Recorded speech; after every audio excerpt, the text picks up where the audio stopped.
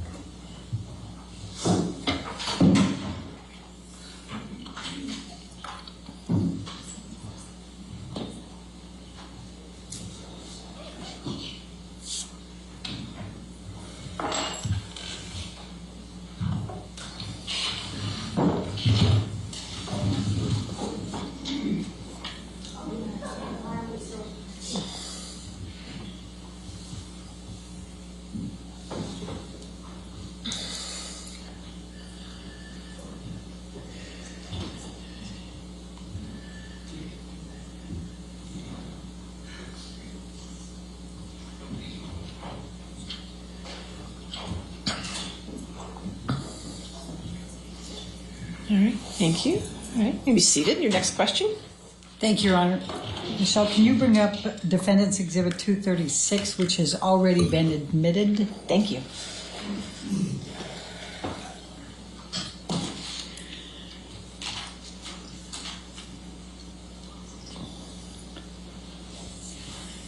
And Robert, I'm jumping back to the Boston plane incident just for a moment.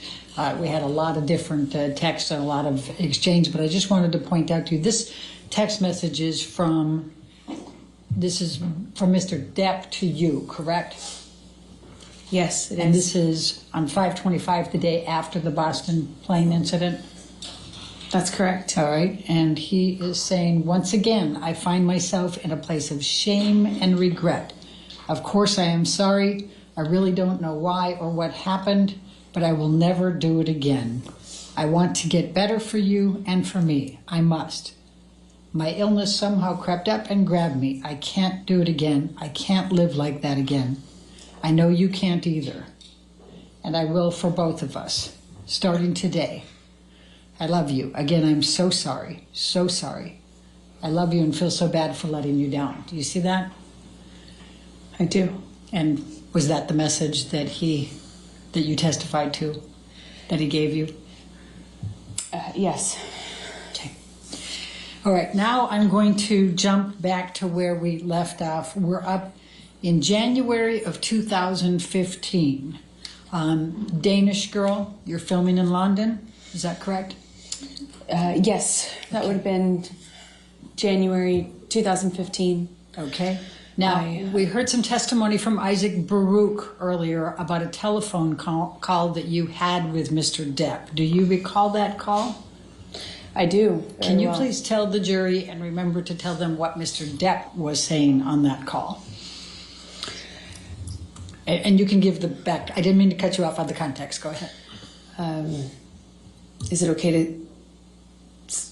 The nature of the conversation was pleasant?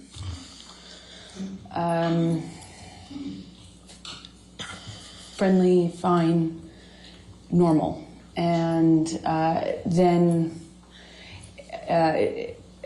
Johnny stopped making sense with this. Like, you know, he'd start a sentence and then trail off and act confused when I would be confused. And that pattern kind of increased pretty dramatically in a short amount of time. And I was in a hotel room in London speaking to him in Los Angeles. And the phone, what I assumed, cut off. I thought it was a connection issue. And I remember getting out of bed and walking into the bathroom to get something, and I was redialing him. And in the span of that short amount of time we had been disconnected, it was minutes, not even minutes. I called him back thinking the phone had been disconnected, and he answered and he said, how could you tell me that? How could you say that to me? Who the fuck is he? Who the fuck is he? And he asked me that a few times, and I was so confused. I didn't understand what he was talking about. I expressed that to him. He says, "Who is the guy, the one in New York that you're fucking?"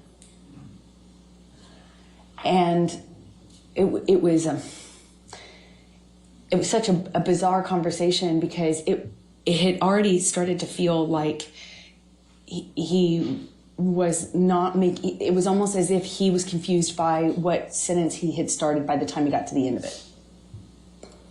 And then all of a sudden he tells me that I have just told him that I had a boyfriend or a lover in New York, and he's accusing me of having just told him about it, which was crazy to me. Not only was that not accurate, I would never have communicated with him like that. More or less called him on the phone to do it and then call him back and wonder what the connection issue was. It was just the most bizarre thing. But he was so worked up, incoherent, and accusing me of having had this conversation with him. Eventually the line drops out, and I spoke to the person who picked up the phone. Okay. And how did that end? I no longer spoke to Johnny. I probably can't say what the person told me. Are we talking about Isaac Baruch? Yes. Okay. So without saying what he said, you had a brief conversation with Mr. Baruch, and that was the end of the call? I did. It was my understanding Johnny was passed Objection, out. hearsay. Okay. Sustain. All right. January 25, 2015, Tokyo. Please tell, it's the premiere of Mordecai, correct? Did you accompany Mr. Depp to Tokyo for the premiere of Mordecai? I did. When I was... Please tell the jury about that trip. Well, I had just started to pick out the wedding dress right before that trip. And plans were moving for us to get married shortly after this trip. So we took this trip to promote his movie. I went with him. We got in an argument in the hotel room. And I said, I don't remember what I said to him, but I said something snotty to him that provoked him. It provoked him. And when I walked into the hallway, he grabbed me by the arm and slammed me up against the hallway wall. And I kind of struggled with him, tried to push him off of me. And I managed to get out of his grasp enough to take a few steps, and I kind of curved around and went into the closet. And by the time I made it into the closet, he had me by the hair, and what felt like he was just wailing on me, but in a really sloppy way, like hitting the back of my head, and kind of wrestled me down to the floor. I mean, it felt to me like I didn't even have a fair shot, because I wasn't facing him or looking at him. I was walking away from him. Or else, I would have at this point even I would have tried to defend myself more, but I didn't. I kind of felt like it didn't see it coming, and he just wrestled me down to the ground. And I remember he was screaming at me. I mean, like really screaming loud. And what I remember of that is trying to get up and him kind of wrestling me back down, and at one point put his knee on my back. It was kind of like kneeling on my back. And I just had this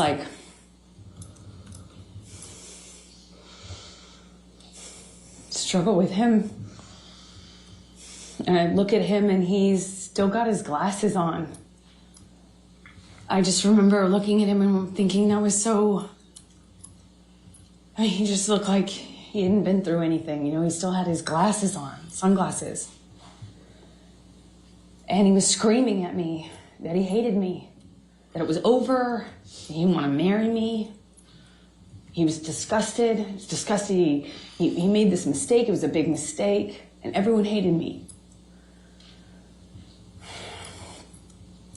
And I remember crying on the floor. Just, more than anything, I was heartbroken. I thought maybe he was serious. I thought maybe, God, he doesn't love me. Maybe he really feels this way. It broke my heart. Broke my heart. I wanted to marry him so bad. This is the man I loved, you know. Yes, it was awful at times, but I loved him and what he was saying. Objection, Your Honor, non-responsive. Overruled. What he was saying to me hurt just as bad as anything else. I just remember that he left me on the closet floor, and as embarrassing as it is to say, I went up to him at some point. I don't know how much time had passed. He was sitting at the piano in the living room of the hotel room that we had.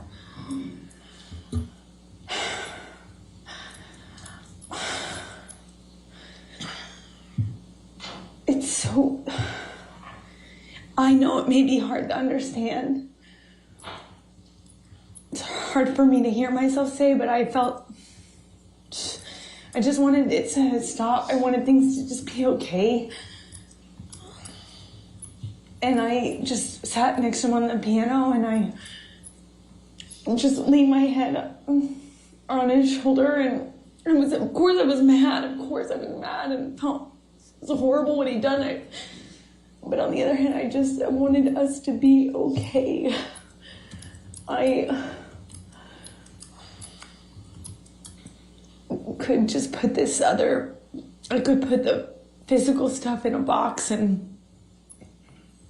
I just kept going back on how much I love this person.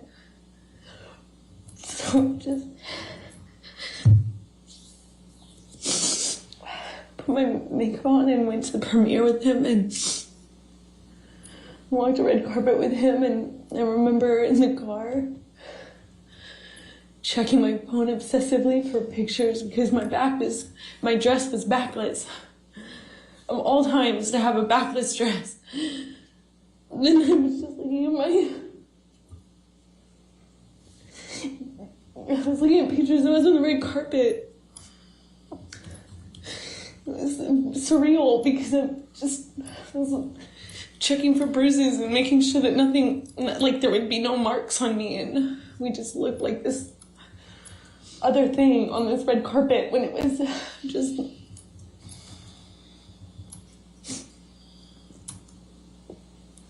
It was not like that.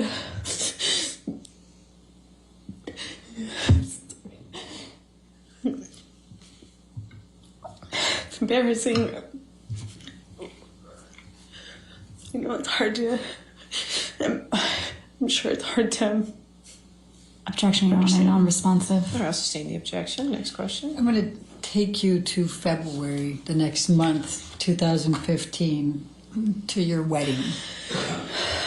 Can you please tell the jury about your wedding?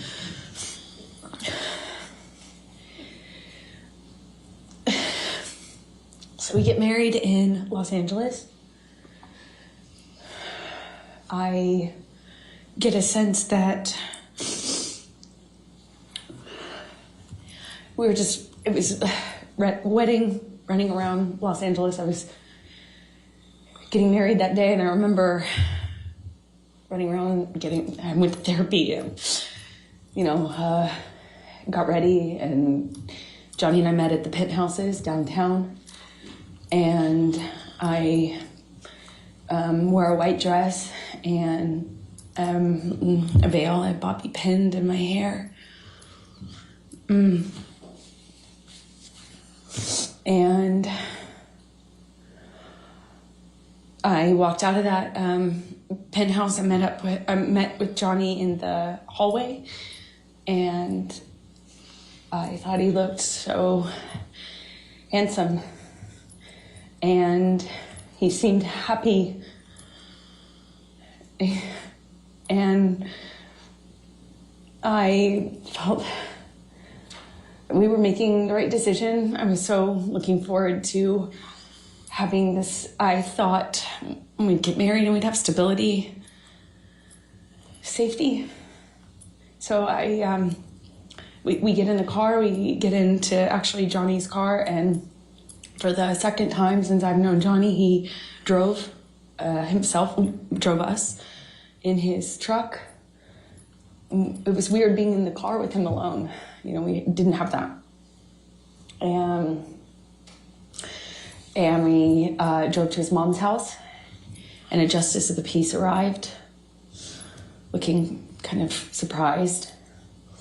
And she married us in the living room of his mother's house, Betty Sue, with our families together. My best friend, my mom, his mom. We ate food with the kids. They were there. And we had a wonderful evening, and then got up and got on the plane either the next morning or the day after, and flew to Johnny's Island. And we had what we had planned for the better, we had planned for the better part of a year or so, maybe 8 months, for this 3-day wedding on his island with our close friends, about 12 people, maybe 15 people. We had these little houses built, like not tents, but not houses, these little, for the guests. We had them built and designed on the island, and we had people come out, and it was magic. I was marrying the love of my life. It was complicated, but I thought it was the love of my life. And we had our friends and family out, and we had this 3-day event.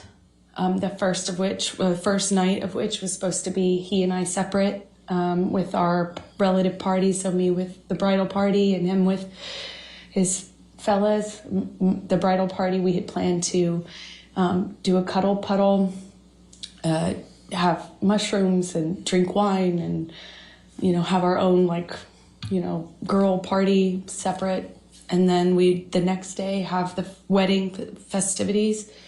We were going to be married around sunset, and on this beach, not the beach that Johnny had named for me, although I think we originally planned on having the ceremony on that beach, but it was changed at some point to the other beach. And we walked down the beach aisle, and said our vows, and the sunset behind us, and we took pictures with our family, and we shot the bird, meaning the middle finger, up at the paparazzi helicopter plane circling around us while we were on the altar. And we danced and celebrated. And then I left the island because I had to go work. When you say you left the island and you had to go to work, what were you working on that required that? I was filming The Danish Girl in London, which is the film that I had been in London for in January when Johnny was hallucinating on the phone with me. I was there doing kind of prep work for that film. And what, if any, film was Mr. Depp going to at that point? Well, the plan, why we did the wedding when we did it, is because he had always had this commitment to do Pirates 5. And he was going to shoot that in Australia, and I was going to shoot The Danish Girl. And I started The Danish Girl in early February, and he was going to fly out mid-February to Australia. So his movie was going to take the majority of the year, meaning until August. So maybe longer, so that the plan was to do it when we did it, so that we didn't have to wait until the fall of the following year. So shortly after I left, Johnny returned to Los Angeles, and then flew from Los Angeles on to Australia to shoot Pirates 5, excuse me. Okay. And what was the plan for you when you finished with Danish Girl? The plan was always for me to wrap on my movie and then come and join him in Australia, where he was filming Pirates 5. Okay, and when approximately was that? That was March 3rd. March 3rd that you wrapped, that you finished with Danish Girl? I believe, I can't recall the exact date, but I believe it was around that time, yes. Okay, and then tell the jury, where did you fly to get to Australia? How long of a turnaround was it for you to get to Australia? It was about 24 hour, I think it's about 24 hours. I could be mistaken on the exact amount of time, but I remember it's quite a distance from London. I was filming in London, he was filming in Australia. Effectively, you have to fly 12 hours, stop, get on a different plane and fly, I think, around the same amount of time, if I'm not mistaken. Okay. So when you arrived, before you finished wrapping with Danish Girl and were heading out shortly before, what, if any, communications did you and Mr. Depp have? Well, at first it was great. Even though we were separated, it was so hard to leave right after you get married, especially considering that in Johnny and I's relationship, it was always so much worse when I went away to work. That's when problems started. So that was hard, but we communicated pretty consistently, and it was positive until it started to change. And I got the sense that he thought I was sleeping with the director, and then it was with the actor I was filming with. Who was the actor you were filming with? Eddie Redmayne. Okay. I was not that it mattered, but I could do my best to field the accusations, and then they would kind of subside, and I thought things were okay. And one day, right before I'm supposed to fly to Australia, he, I think it was the night before I was supposed to leave to go to Australia, he calls my hotel room, apparently. I had a sense that the phone was ringing. I think it was in the shower at the time, but not much time had passed, and I get a knock on the door, and it was someone from the hotel that I was staying at. The hotel staff had been sent up to the room because Johnny... Objection calls for hearsay and speculation. I'll sustain the objection. So don't tell what the staff said. What happened next? Then I start communicating with Johnny. And when you say started, I mean, was he on the phone? Did you call him? What happened here? He called the room and then my cell phone, and then once I was on the cell phone, he was accusing me of not being in my room, so he called the room, and I had to prove that I was in the room because, by answering the phone. And we had a lengthy kind of circular conversation about where I was and why I didn't answer the phone. Why I didn't answer the phone immediately. He didn't sound like he was connected to reality. It just didn't seem like, to me, it seemed like a previous pattern. I was unsure what to make of it because he wasn't right in front of me, but he was accusing me of what it seemed like is having, I guess, an affair or a reason to not be in the room that I got a sense from him was... cheating or that I was hiding something, and why I wasn't answering the phone, and hence why I got the knock on the door. Okay. That was right before I left. So before you headed to Australia, what, if any, requests did you make of Mr. Depp for him to get you MDMA? That's ridiculous. Why is that ridiculous? Because would never, since that time I learned my lesson the hard way on the plane to Russia, I would never do MDMA with him.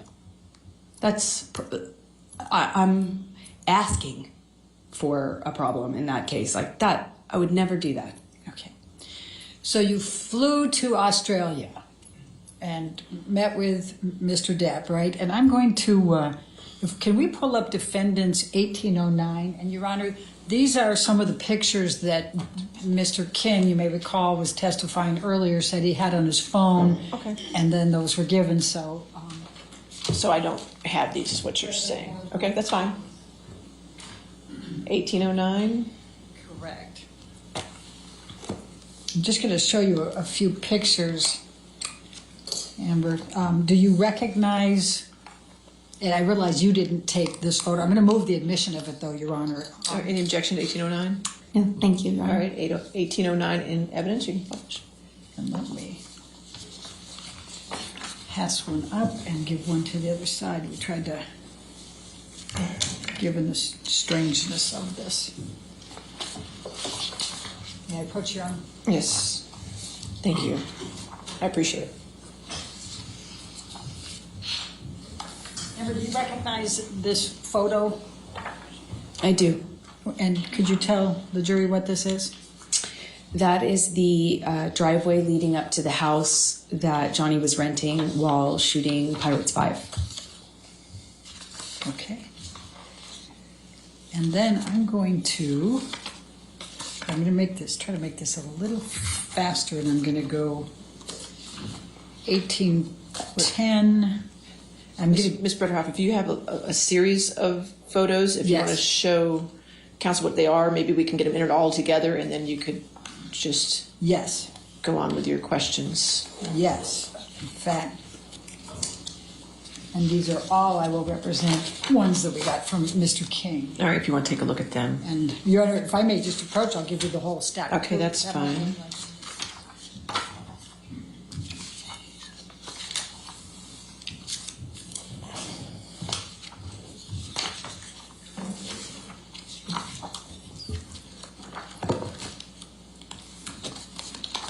You can keep that up if you want.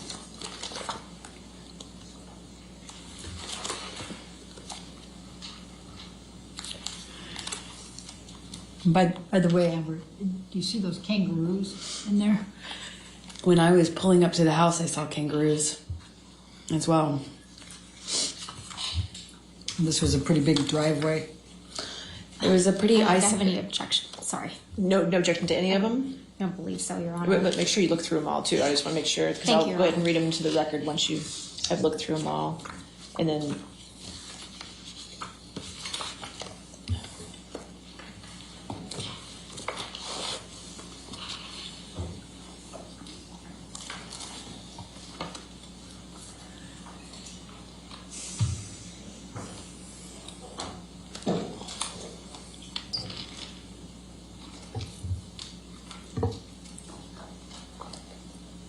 Thank you, Your Honor. I've reviewed them. I have no objection to any Alright, of these photographs. So we'll enter into evidence defendants 1804, 1805, 1806, 1807, 1808, 1810, 1811, 1812, 1814, 1815, 1816, 1817, 1819, 1820, 1821, 1825, 1827, 1828, 1829, 1830, 1831, 1834, 1835, 1837, 1838, 1839, 1840, 1841, and 1842. Did I get them all?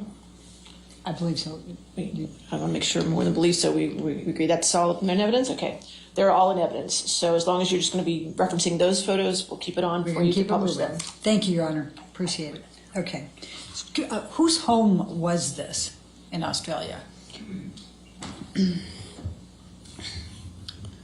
It was I think like a a well-known sportsman, racing cars or something of that nature. Okay. Let's, Michelle, if you can pull up 1810.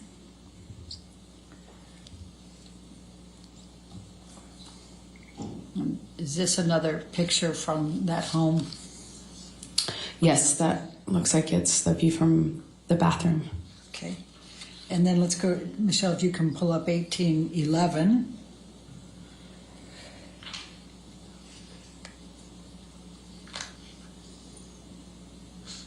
Is that a picture of the home? That's the house, yes. Okay. And let's go to 1812.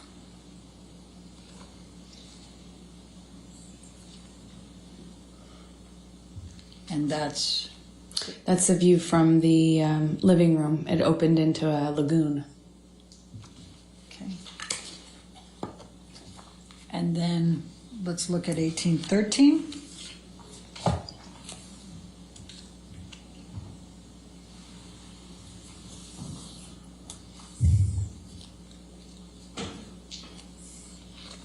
I guess that's just another view, little over of the swimming pool, correct?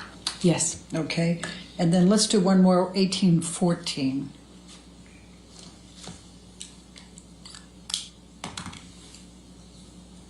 This is inside the house? Yes. Okay. And if you can look to the back here where I've got I'm making some, what if anything is that back there? That's the kitchen. Okay, and this is the dining room and this is on the main level? What we're looking at is the dining room table on the main level with the kitchen in the background. Okay. Thank you. Now I'm going to ask you to take this jury through your experience, what happened in Australia once you arrived there.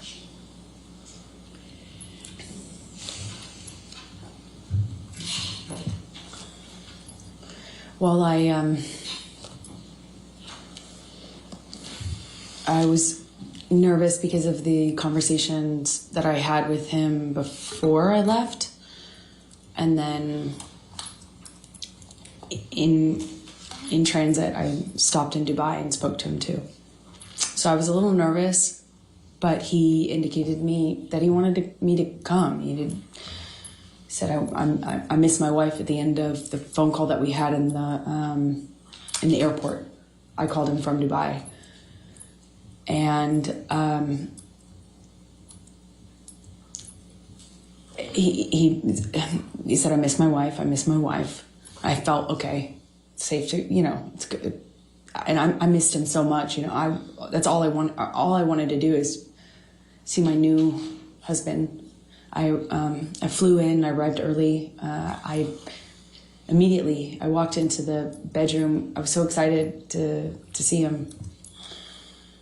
And he was so, he had lost a ton of weight. So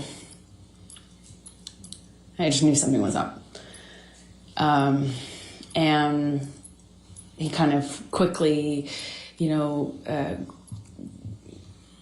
kissed me and kind of, we had some interaction. It was brief. He was leaving to go work. He had to work that day. But then after the plan was he would come back, which he did in the evening, and then he was supposed to have a 3-day weekend, a long weekend. So he comes back that evening, and the chef had kind of prepared some things for the fridge, mashed potatoes, I think spinach as well. There's some steaks in the fridge, but he had kind of prepped some of the sides.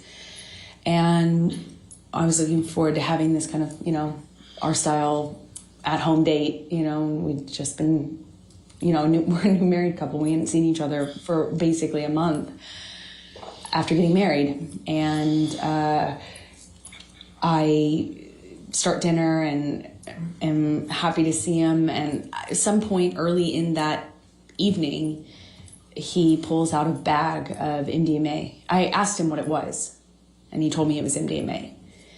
And I was surprised because at the time, that was there was no question mark as to how I would respond to that, or so I thought. It's like, why would you even think that that's okay? He had already gotten clean and sober. I was, touch and go, but for the wedding, he was drinking Beck's. I think at some point he did have wine on the island, but it wasn't an issue, right? Just moved ahead. So I was surprised that he would even pull out this bag and, well, frankly, not hide it from me. And he kind of seemed to suggest that we should do it together. And I was like, absolutely not.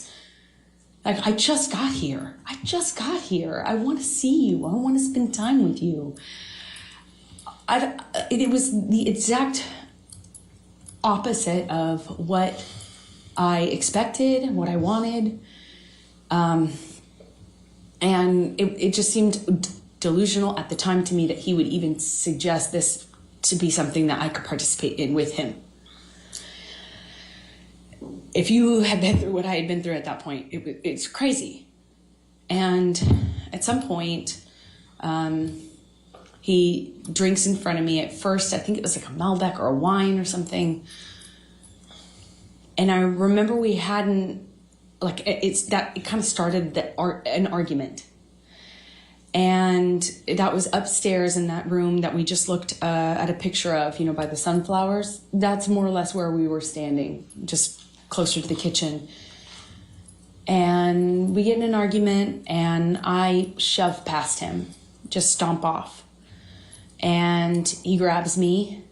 We have an argument about me walking away and am I walking out of this? And in my head, I was like, I actually wasn't thinking of leaving yet, but that would later be going through my mind. And we had a brief interaction, and I don't remember the exact sequence of things. I wish I did. I have a lot of flashes. It gets a little bit more confusing from my ability to recall everything in a linear way a little later on as things got crazier. But for this part, the first night, what I distinctly remember is at one point, I don't think I had gotten very far, or maybe I came back into the room, but when he shoved me, I went flying across these parakeet floors. I mean, just skidding across these floors. And I remember thinking it just looked so easy for him to throw me around like that, I just slid, screeching my skin against this beautiful wooden floor. And we had another argument that was a spin-off from that. It was just kind of this on-off sort of thing that I remember eventually in this interaction, he shoves me up against the fridge. He has me by the throat, and he just was holding me there by my throat. And I wondered if it was the drugs. I wondered if it was him. It hadn't, in my recollection, hadn't been that long. He has me up against the throat. He's kind of bashing me against the wall next to the fridge. We're kind of moving in that area. And at some point, I'm in his face. And I don't know if he had let go of my neck or loosened my grip, but I remember slapping him across the face, screaming at him. He's screaming at me. I got my hand free when he tried to grab me when I walked off. I stormed off. I slammed the door upstairs. I don't know if it was in that instance or if it was in a later one that I eventually barricaded the door.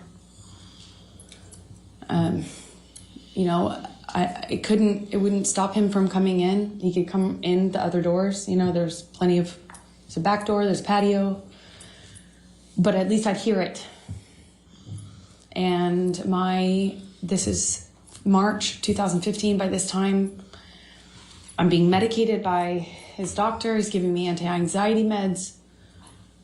giving me, had already tried to give me antidepressants. They didn't work for obvious reasons, I hope.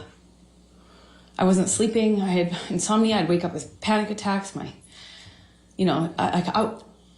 I needed to sleep, but my ability to do so was really, really compromised at this point. And I kept thinking that I just wanted to hear him or know if he came in so I could be aware, so I could be ready for what was going to come in with him. And at some point I go back downstairs. I don't really know at what point I gave up and stayed behind my barricaded door, but I managed to go to sleep. I took some sleeping pills. I woke up, and when I came downstairs, he was still up. He confirmed when I asked him that he had not slept. He had not eaten, so I tried to get him to eat. We get in an argument. He was accusing me of Eddie Redmayne, and by this point, he thought I was working with Billy Bob Thornton on the movie I just shot, but I had already worked with him a year earlier. But he was very upset about him and the gentleman that invited me to a concert in London.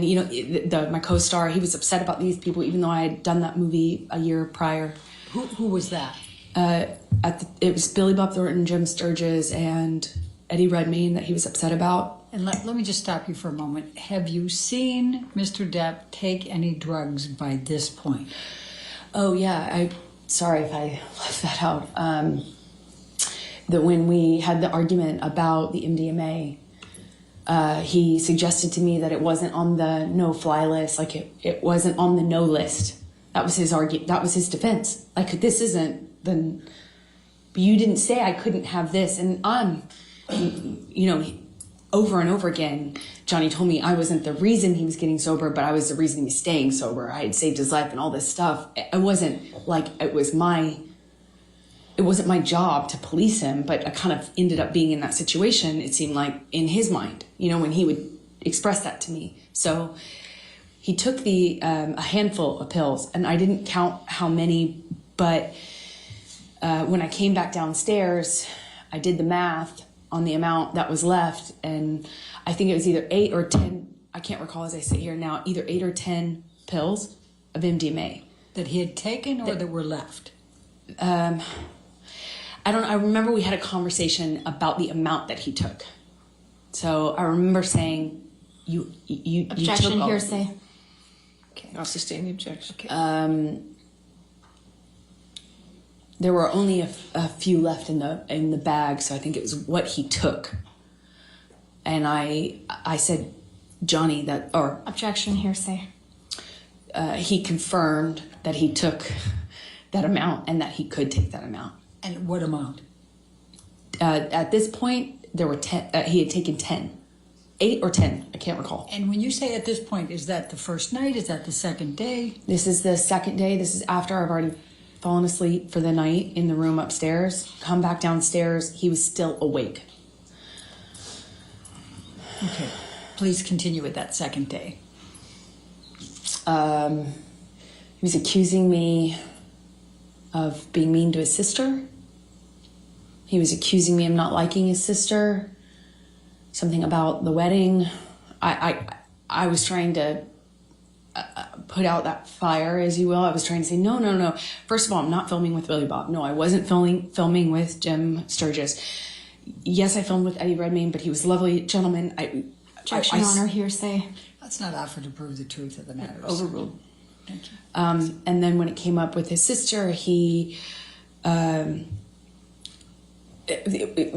was accusing me of kind of having this animosity with Christy. I tried to defend myself, explaining why her and I had kind of become cold to one another. I don't know how else to describe it, because we never had any sort of direct interaction that was negative. We never had any sort of confrontation or anything, but I did my best to explain to him what I could answer to that accusation. And at one point he, I mentioned that, well, I can't say what I mentioned. He, as a result of that phone call, picks up the phone and calls his agent. I don't know why, still to this day.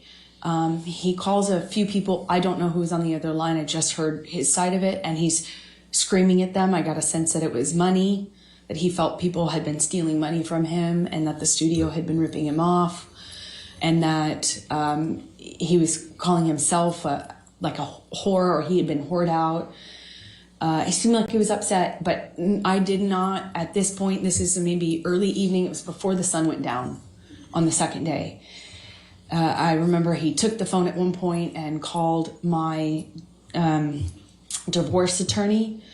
I had at some point prior to this got a divorce attorney, or not a divorce attorney, a domestic relations attorney to do a post-nup, because we got married in February, and there was never any mention or talk from Johnny about a prenup, but I had had interactions with his sister, and so I thought, okay, I'll get a lawyer and let's do a post-nup. When Johnny found out about that, or when I reminded him of that in Australia, he went outside and called my divorce attorney and fired her and said the only way out of this was death.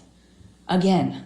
And I heard that already at this point, March 2015, probably 25 times. So he's screaming at her. He calls his agents. I hear him talking incoherently, screaming incoherently at my lawyer and his agent. He comes back inside, and I genuinely didn't know if he was still mad at me or if it was about me at all. I didn't know. It didn't seem like it was connected to reality at all. At some point shortly after that, I have been saying to Johnny, you need to sleep. Let's eat some dinner, baby. Let's relax. Please, like, calm down. In my head, I was thinking that it would genuinely change if he just got some sleep. He needed to sleep it off. He needed to come down off the drugs. Clearly, the combination of what he had taken pill-wise with whatever else he was hiding from me was not good.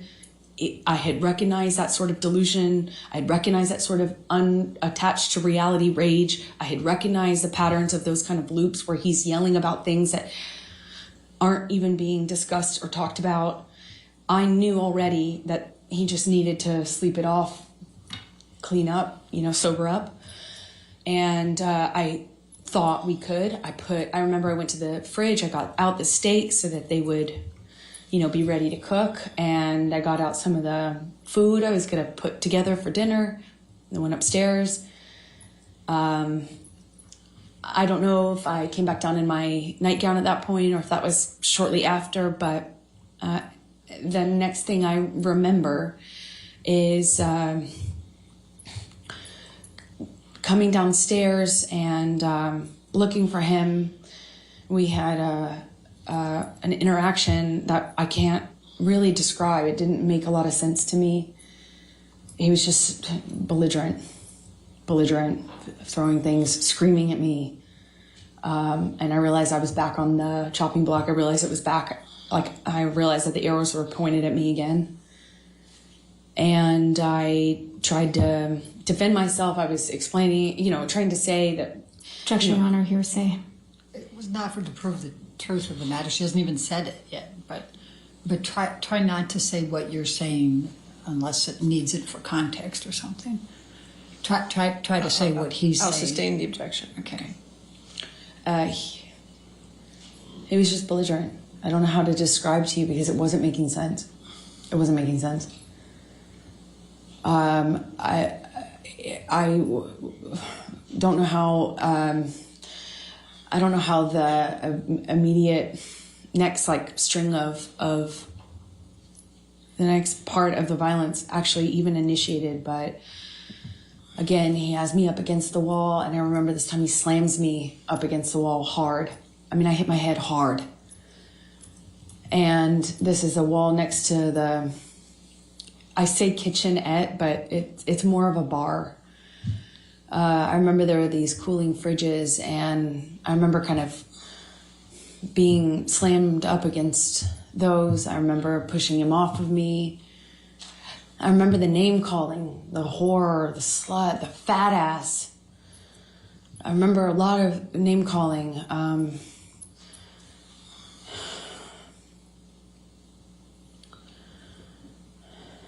I said, Had he been drinking by this time? he was drinking. Calls for speculation and leading. I'll sustain as leading. What, if any, drinks had you observed Mr. Depp have by this time? Well, I had already seen him drink right in front of me. He took a big swig out of a wine bottle upstairs right in front of me as in a gesture of like looked right at me and took a big swig out of it as a, you know, like a show for, like, you know, did it right in my face to make a point. And then when I came downstairs, he was drinking from the bottle. I don't know what kind of liquor. I remember there was another bottle open and I was wondering why he was drinking both. But at some point,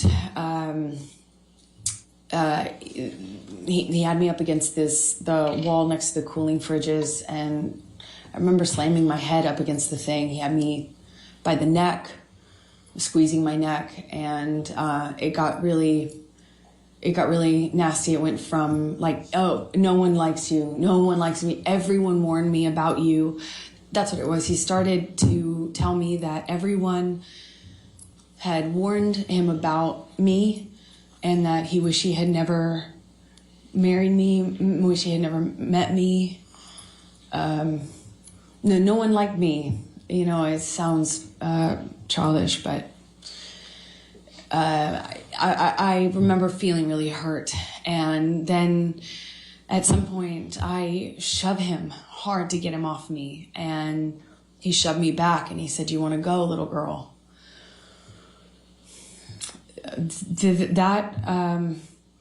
I couldn't, as I sit here today, tell you if that happened before he choked me up against the wall, but at some point, I am in a struggle with him where I'm holding his shirt lapel, and he kind of just flings me, for lack of a better way to describe it, throws me across the room. I land on a games table. It's like a ping pong table.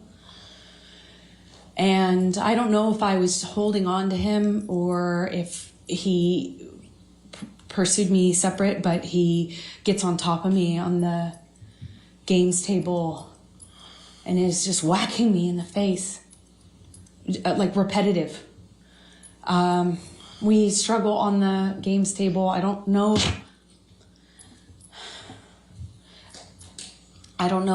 how we get up. I don't know if he pulls me up. I wish I could tell you, but we were in this struggle down in this games room by the bar.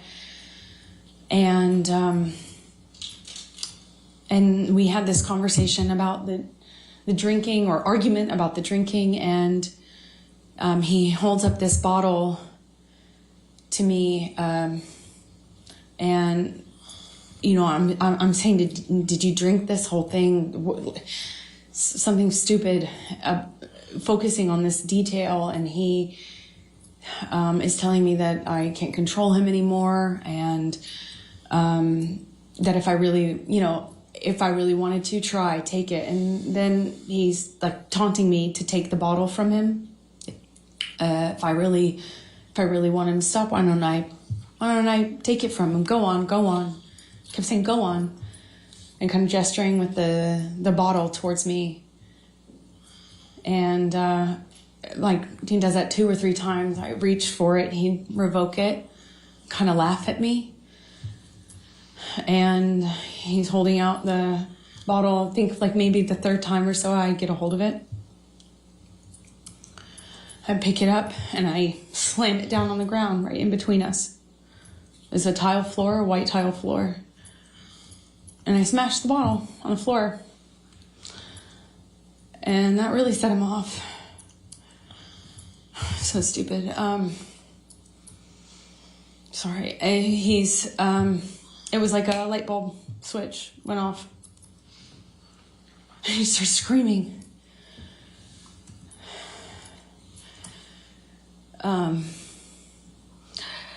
I don't know if he backhanded me or hit me normally. I don't really recall, but I remember it sent me down to the ground.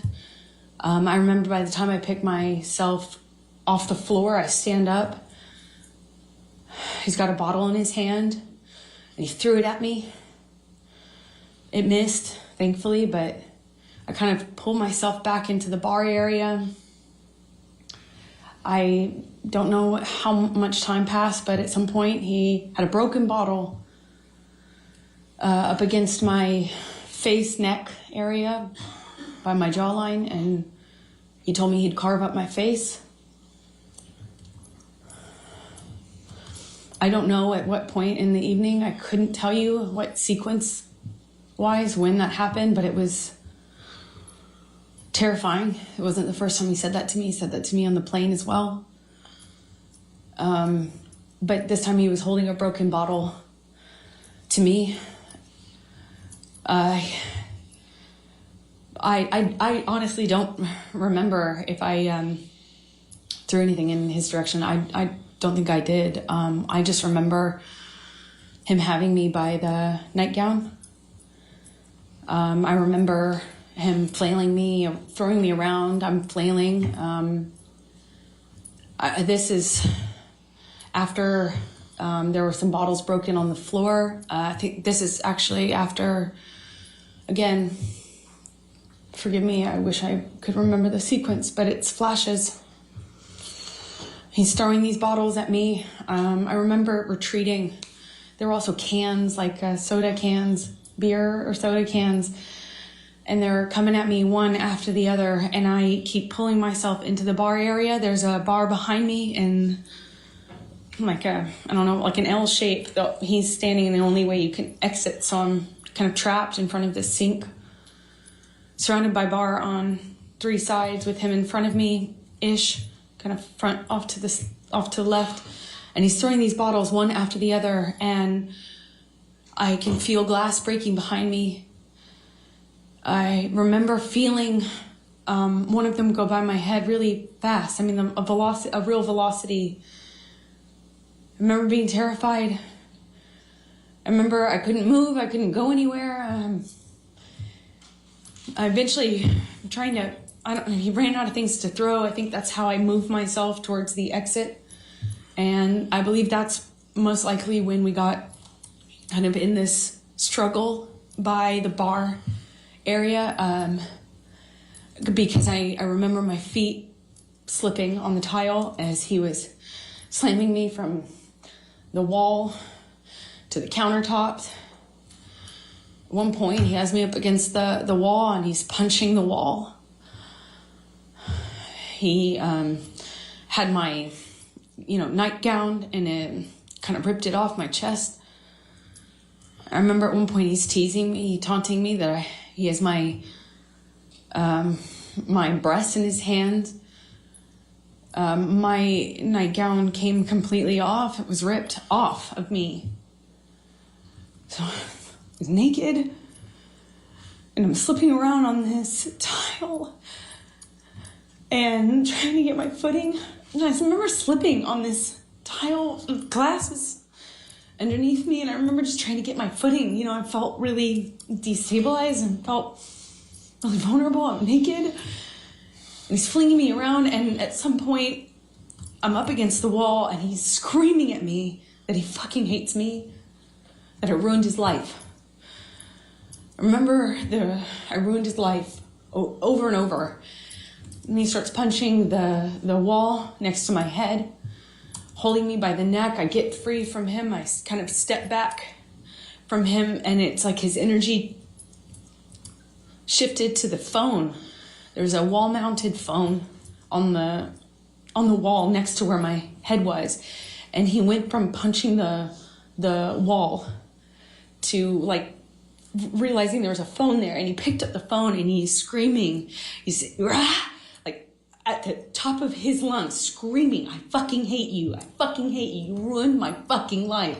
And screaming at the top of his lungs, he picks up the phone and starts bashing the phone against the wall where I was just being held.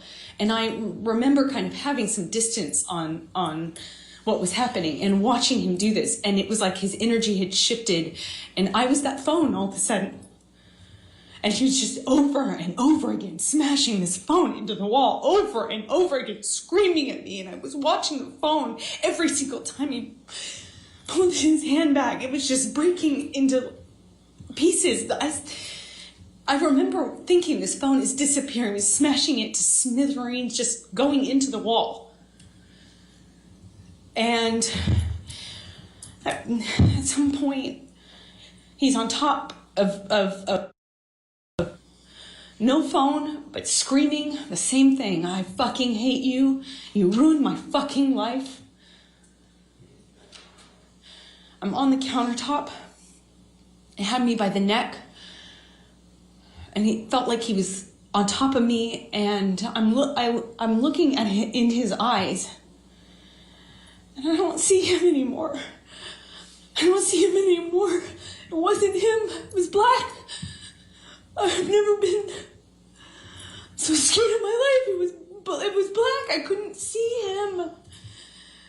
And he was looking at me, and I was trying to get through to him. I was trying to say to him in some way that it was me. I was trying to get through to Johnny. And I couldn't see him. I couldn't see him at all. And my head was bashing against the back of the bar, and I couldn't breathe. And I remember trying to get up, and I was slipping on the glass. My feet were slipping. My arms were slipping on the countertop. And I remember just trying to get up so I could breathe, so I could tell him that he was really hurting me. I didn't think he knew what he was doing. I don't know how.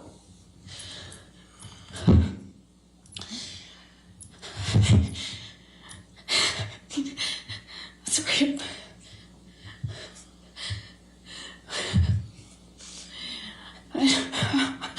I'm sorry. I couldn't breathe. Please. I don't know. I don't want to do this. I don't want to do this.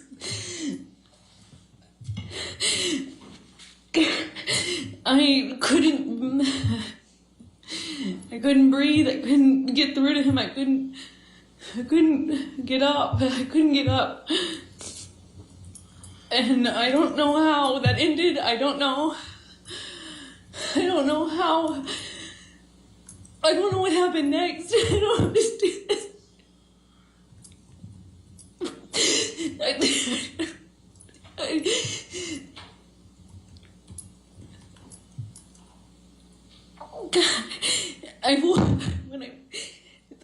The next thing I remember, I was bent over backwards on the bar, meaning my chest was up. I was staring at the blue lights, and my chest was on this, my back was on the countertops, and I thought he was punching me. I thought he was I'm sorry.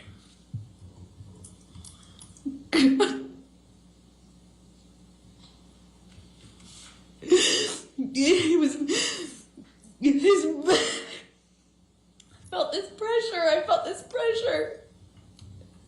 He on my pubic bone. He thought he was punching me.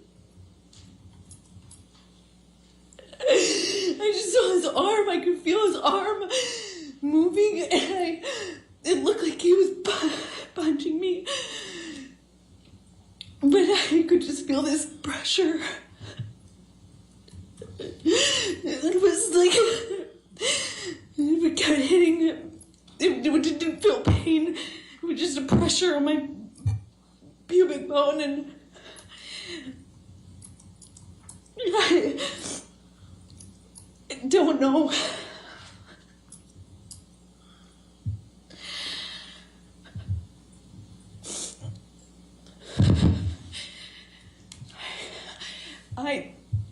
I don't remember what I said. I just remember being really still, not wanting to move. I remember looking around the room. I remember looking at all the broken bottles, broken glass. And I remember that it's just not wanting to move because I didn't know if it was broken. I didn't know if the bottle that he had inside me was broken. I couldn't feel it. I couldn't feel it. I didn't feel pain. I didn't feel pain. I didn't feel anything. I didn't want it. I looked around and I saw so much broken glass that I didn't know if he would know. If he would know, I didn't know if he would know if it was broken or not. And I just remember thinking, please God, please, I hope it's not broken. I don't know how that ended. I don't know how I got off the countertop. I just remember it being in the bathroom. I remember retching. I remember the sound my voice was making.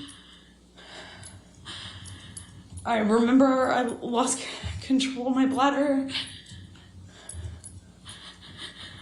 I remember just retching. I remember there was some blood on the floor.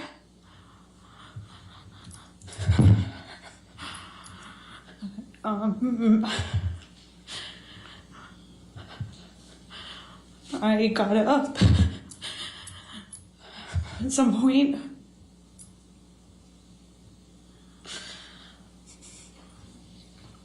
I don't know how that night ended. I don't remember what happened. I don't remember. I have a memory of him begging me not to leave. I remember going outside the front door. I remember him coming out to the front area, but I don't remember if that was before or after this. I don't remember. I just have that memory. I remember taking a bunch of sleeping pills. Not a bunch, like 2, which is a lot for me. I remember falling asleep, or I don't remember falling asleep, but I know I fell asleep because I woke up the next day. I assume it was late morning.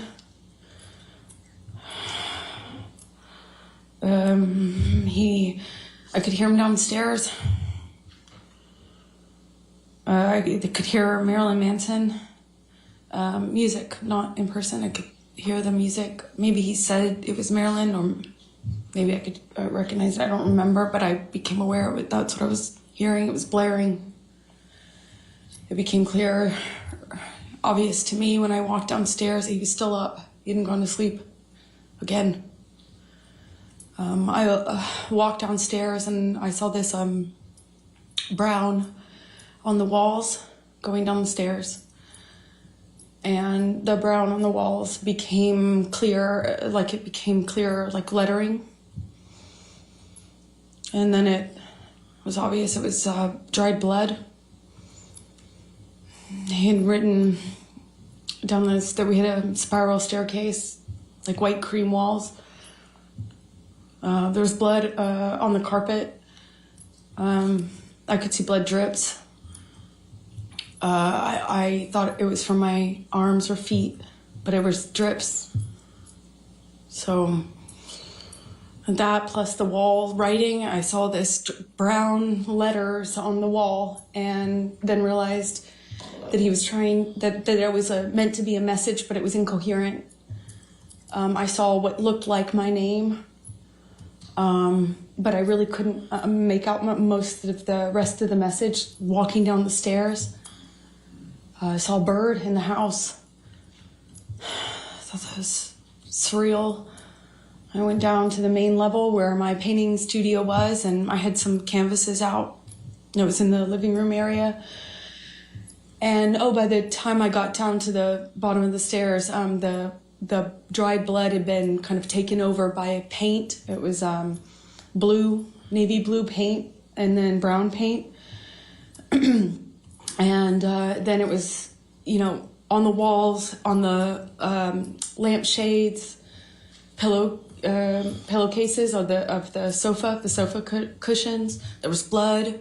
In the painting studio, my canvases had been covered with what looked like just brown, blue, green, red mess. It was just a mess. There was a painting that had, a painting that the owners had that had, like giant penis on it, and, some other things. Was a table overturned, a bunch of broken glass on that floor. I walked downstairs where I heard the music coming from, and that's where I found him, blaring this music. He was in the study, which is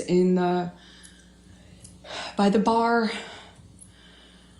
games table area off to the side, and it was just glass and blood and a broken window, and just, it looked like a mess. The table was collapsed, and I walked into the study. There was a couple unbroken empty bottles. I remember wondering where they came from. And he just looked, he wasn't there anymore. He wasn't there. It wasn't Johnny. He was standing at the office desk. He had his hand wrapped in this, rags, or bandana rags, and I think he took them down or somehow showed me, and he said, "Look what you made me do. I did this for you," something to that effect. And I kind of put together, it was covered in paint, and I put together that's like he was using his finger. I quickly became aware that that's what he was using as a paintbrush, even though there was lots of paintbrushes around. And we didn't have any sort of coherent conversation, as you can imagine. I figured out he was missing a finger. He kind of held it up, and I said, "What did you do? When? What did you do? When?" And I realized in my head that there had been many hours since this probably happened, assuming that was happened with the phone. In any case, I knew it had been way too long, that he had this blood, that he was bleeding, and I said, "I'm going to call 911 if you don't call Jerry now." I still don't recall which of us called Jerry Judge, his security. At some point we went upstairs. He came upstairs, but he went up to the third floor while I was in the main floor, the entry-level floor. I went to make him a cup of coffee because he was demanding more Red Bull. And I was thinking, that's probably not a good idea. I don't know why coffee would be so much better, but in my head it was. I thought maybe, I don't know, sober him up, or I don't know. Help was coming though. And I remember I made him coffee. As soon as I handed it to him, he threw it at the TV and started screaming again. It was like back to square one. Shortly after that, security arrives. I don't know how long, maybe a few seconds or minutes went by, not long, but they kind of find Johnny, or Johnny finds them walking out of the front door. And they were trying to figure out what was going on. And as they were kind of looking at him and trying to figure out what the heck was going on, Johnny took his penis out of his pants and started trying to pee or peeing outside of the house, saying that he had more messages for me. And this is in front of security. And they kind of just looked at each other and looked at him and kind of not laughed, but kind of half, played it off and corralled him. It was how it looked. It looked like corralling a wild animal back into the house with you know, with his penis still out of his pants, peeing or trying to pee. That's what he was indicating. And he went to the wall of the house. And I remember him standing at the wall trying to leave me more, saying he had more information for me. He was going to leave me more messages, more information for me. It made no sense. And Jerry Judge, his security, and one of the nurses, shortly after, I think they put me in the theater room, but shortly after I remember talking to one of the nurses, and she was trying to give me drugs to sedate Objection, me. Your Honor. Hearsay. Trying to give her drugs. She Yeah, didn't say overruled anything. that. Thank Okay. you. Keep going. And I just remember crying and rejecting what they were trying to give me and fighting with them about how much they were trying to give me. I felt like I needed to figure out what was happening with my life, what was happening with Johnny. I didn't know if he was okay. I didn't know. I actually had no idea, like, could this be something he could die from? If anything, just the drugs and the alcohol. I mean, that alone, I didn't, you know, I just remember being scared and being in this theater room, this dark theater room, and not knowing what the heck was going on. I eventually was taken up to my room by one of the nurses, and I'm sorry, Debbie, and or suggesting I go up to my room. I went up to my room, and I took a quarter of what she was trying to get me to take, and I eventually fell asleep. I came back downstairs to look for my phone, which Johnny had picked up before security came in. He picked up my phone and said, "We're going to get to the bottom of this." He wasn't making any sense at the time. Understandably, just different. Nothing made sense. But he picked up my phone and was saying, I'm going to prove this. We're going to get to this. We're going to get to the proof of this. Something to that effect. I don't remember his exact words. And he pushed record on my phone. I didn't actually at the time think that he had done that. I had no idea, but I did know that I didn't have my phone when I woke up and went downstairs to get it. It was dead. It was sitting out on the dining room table by where Jerry Judge was sitting. Jerry Judge was on the phone and talked to me, and I went back up to bed, took more of this sedative, and fell asleep. And then I think the next day, went to the closet and took out the clothes that he hadn't painted on. I guess when he went back upstairs, he had just like, it looked like what he had done is dip his hand in a bucket of paint and just wiped it on my clothes. Just went, and he had picked up another portion of my clothes and put them in the bathtub. And I don't know if he added paint or if he just had touched them with paint, but it was this ugly navy blue brown paint. I packed what was packable, what hadn't been destroyed, and eventually left Australia with Ben King, who you met on the way there. Let me stop you there because I want to ask you some more questions about those 3 days, and then we can talk about Ben King and going home. So, do you recall what bottle Mr. Depp was drinking from and then had that back and forth with you and you threw on the ground? Objection, Your Honor. Compound. Leading. Sustained. Do you recall what the bottle was? No, I don't. Okay. Do you recall whether it was wine or liquor? It was liquor. The wine was upstairs. Do you recall Excuse me. what color Excuse me. it was? Well, I believe it was white, clear, but I can't be certain. I think it was clear. Do you remember whether it had a handle on it or not? No, it was a normal bottle. I remember because he was holding it like this and gestured to me to take it. I did try to reach for the bottle. It was a normal size, but for life of me, I can't remember like what brand. Okay. When you woke up that third morning and came out of your room, what, if any, food did you see? Oh, yeah, I forgot about that. Objection, Your Honor, leading. Overruled.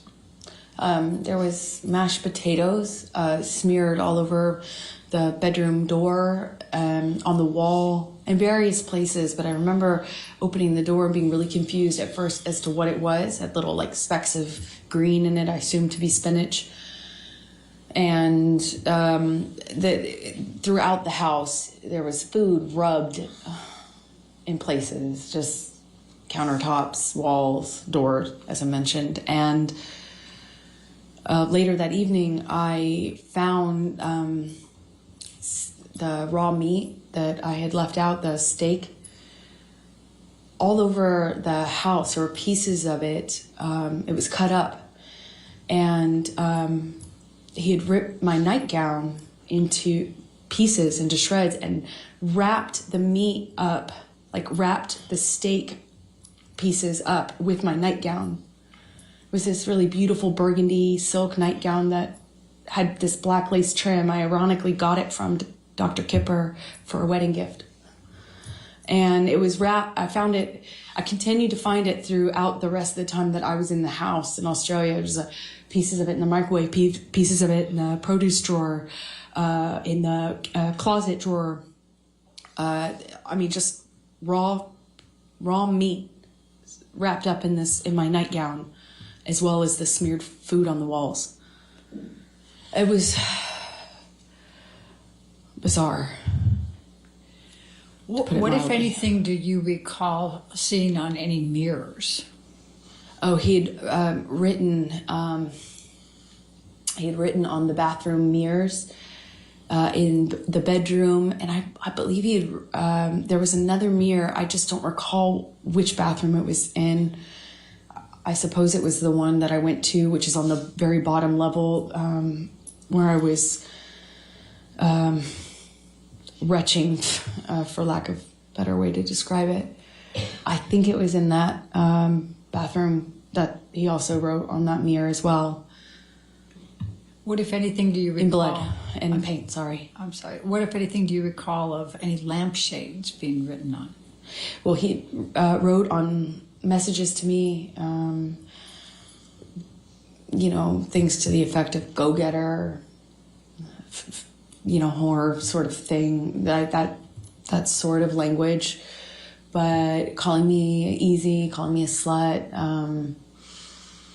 calling me, like just things about ego and what a whore I was. But it was hard to make sense of it because it was clear he was just out of his mind. It was, he wrote on a back of a pillow in blood, and you can tell because it dries like in this ugly brown color. He wrote on the walls going downstairs. Like it took in fact, you could see where it looked like he had run out of blood because the messages became, the markings became clearly letters, and the letters kind of became like I could see where he had clearly run out of blood or it wasn't bleeding enough and went and got paint. And then it became paint and blood. You could see both. You could see where he went back with it. Same with the mirrors. I could see where all the dried blood was. And then I could see a different set of markings with paint and some other material.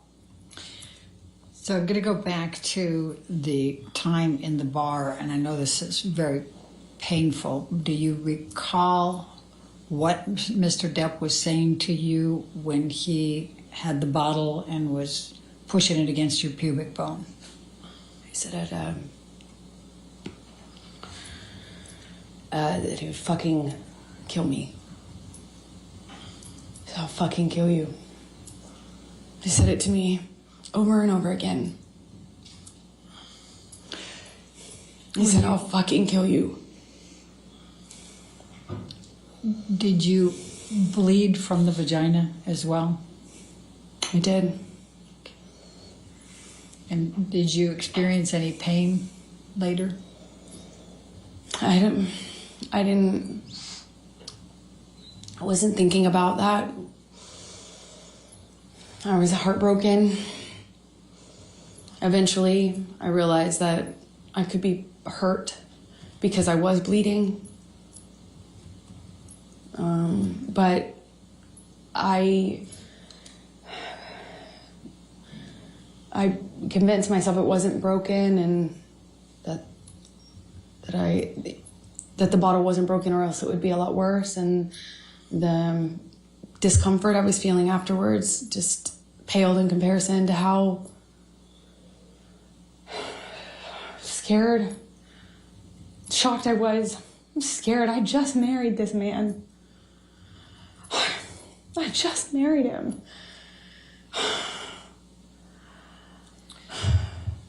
And forgive me for asking this, but I need to just make sure the record's clear. You were penetrated up the vagina into the pubic bone, is that correct? Objection, Your Honor. Leading. Sustained. What, if any, penetration was there in your vagina? With the bottle. I can't believe I'm so sorry. do this. I am so sorry.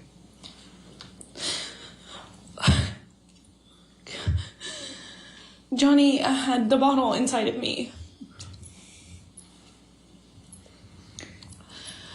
and was shoving it inside of me over and over again.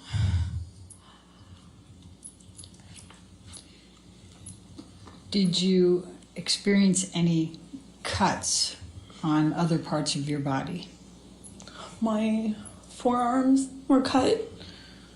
My bottoms of my feet were sliced up pretty good. Did you have any other bruising or swelling? I had a bruise across my jaw, I suppose, from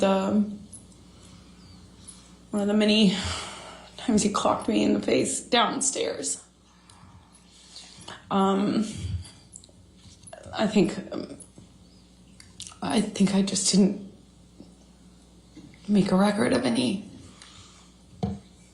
else. I'm going to ask you to turn to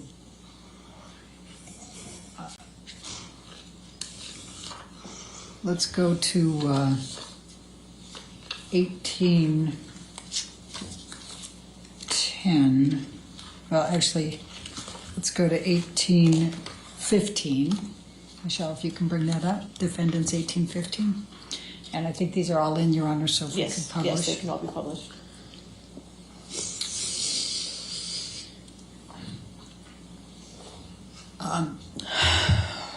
Is this the game table? Yes, it is. Okay. And is this, based on your testimony, is this where you were you on top of this table? Yeah, that he briefly got on top of me, and was pushing on my throat, actually, at some point when I was on the table. I had forgotten about that. And this, though, looks like it is after a lot of the stuff was cleaned up, because it didn't look quite like this. Okay. And did the table collapse? Yes, it did. Objection, Your Honor. Leading. Sustained. What, if anything, happened to the table? The table collapsed underneath me when Johnny threw me into it and got on top of me, or fell on top of me. I honestly don't know which one. If we could look at 1816, please, defendants.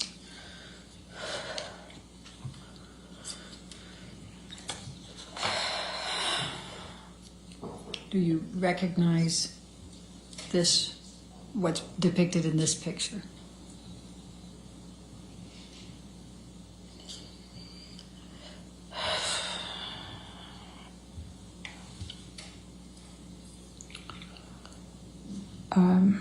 Yes. What is it? It looks like the bottles that were by Johnny on the desk when I came down that last morning, and he was still up, still drinking. If we could go to defendants 1817.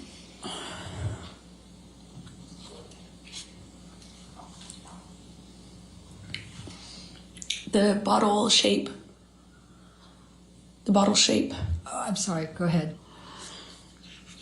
I don't, I have not... Go back to 1816, please. Your Honor, I had refused. Is there a question? I was going to ask a question. What more do you recall? You had, sorry, it took me a minute to respond because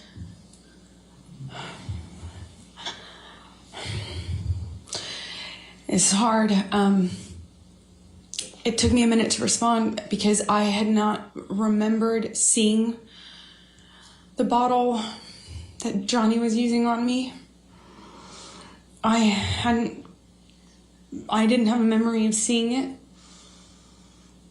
And this picture, I wasn't aware of until just the other day, yesterday, the day before. And I felt my stomach tighten up, like I was going to be sick when I saw it. Because even though I didn't remember seeing the bottle, what I had remembered is a pressure, like something square, which is why I thought he was punching me. I was feeling the square, something firm hitting me, like butting up against my pubic bone. Over and over again, I felt that pressure against my bone. It felt like a flat surface. But when I realized it was an object or bottle and not his fist, which is what I thought, because his arm, I could see his arm while he was holding me down, saying he was going to kill me, but I thought it was, his arm looked like he was punching me.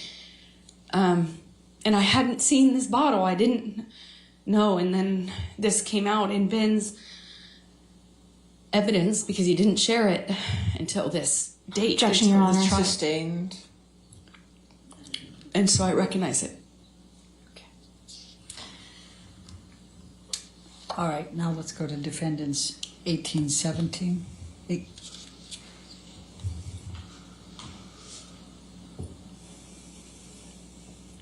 Do you recognize this area or this picture? Yes, it looks like one area of the bar. Obviously, this is sometime later because all the liquid is dried up. It's quite slippery. I was slipping all over that tile. That's how I know. Okay. Looks like a lot of the glass has been cleaned up almost. Okay. And then let's go to 1818. Actually, I think I'm that's... sorry, which? Yeah, I don't have that. That's not in evidence. Yeah, that's a duplicate. Let's go to 1819. My apologies. Okay.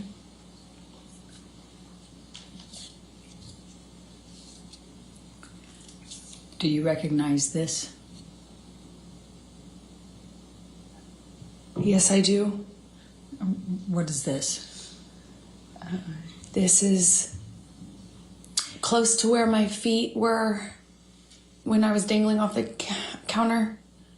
When he had me on the countertop by my neck, my feet were slipping on the tile, and I just remember my feet. I remember feeling glass underneath my feet and slipping. I couldn't get up. I couldn't alleviate the pressure on my neck as he was crushing me. That's around that, not around, that's next to that. All the way at the end of the picture is the bar where I was standing when he was throwing bottles at me.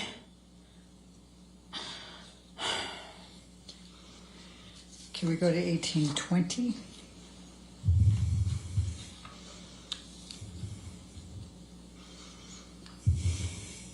Do you recognize what's depicted here?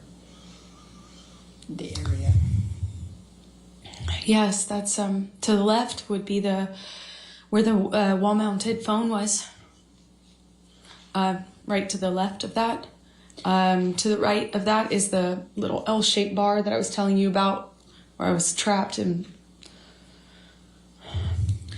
And when you say to the left of the wall, I'm what do you sorry. mean? Is it off the picture or on the picture? So if you're looking at this picture, imagine up and to the left at person height, at site height, was I don't know if it was antique, but it kind of looked old-fashioned, like an old-fashioned heavy. Well, it looked heavy. I didn't pick up the receiver, but it looked heavy when I was watching it break. You know, it looked like these like really heavy excuse me, it's really thick, heavy, not plastic, but like a Bakelite or something heavy material on it. That's my best guess. So that would have been to the left, and then to the right would have been the very end of the bar that you just saw a picture of. All right, let's go to 1821, defendants.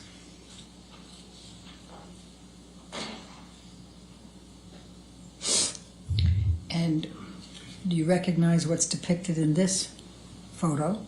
Yes, that's the bar that I was just talking about. Okay. Now, I see a phone on the right side. Is that the phone you were talking about? No, that's not. This is a wall-mounted phone. That's just a landline. And you see straight ahead at the very, if you look straight ahead at the picture, on the top part of that, it appears to be some broken glass. Do you recall, what do you recall of that? I recall more than just this window being broken. This is one of the windows that he broke when he was throwing things at me. My body was standing in front of that little kitchen sink you see at the end of the picture. I suppose that's some of the glass I felt, though, on the backs of my arms. Like when the window shattered. Okay. Let's go to 1822. 1822, I don't have in evidence. 1822 is not in evidence. That's exactly why I just went over here. Let's go to 1825, I think. Is that the next one, Your Honor? 1825 is in evidence. Okay.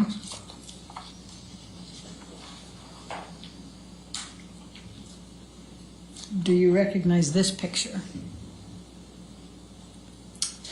Yes, that's where Johnny was standing when I found him the last morning. That morning, it might have been like midday. When I say morning, it was after I woke up. It was certainly not early morning. And he was standing at that desk, behind the desk, with the Manson blaring. When I found him and told him that I was going to call 911 if he didn't call Jerry. If you look in this picture, there appears to be a lampshade down below. Do you recognize that lampshade down below the table? That's one of the lampshades Johnny wrote threats or messages to me on. Okay. Then let's go to 1827.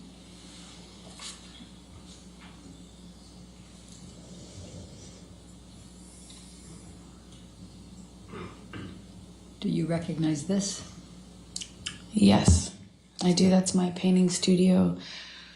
So when I walked downstairs and saw all the blood on the walls, I walked into this room first. That's where the stairs empty into this room, kind of my painting area.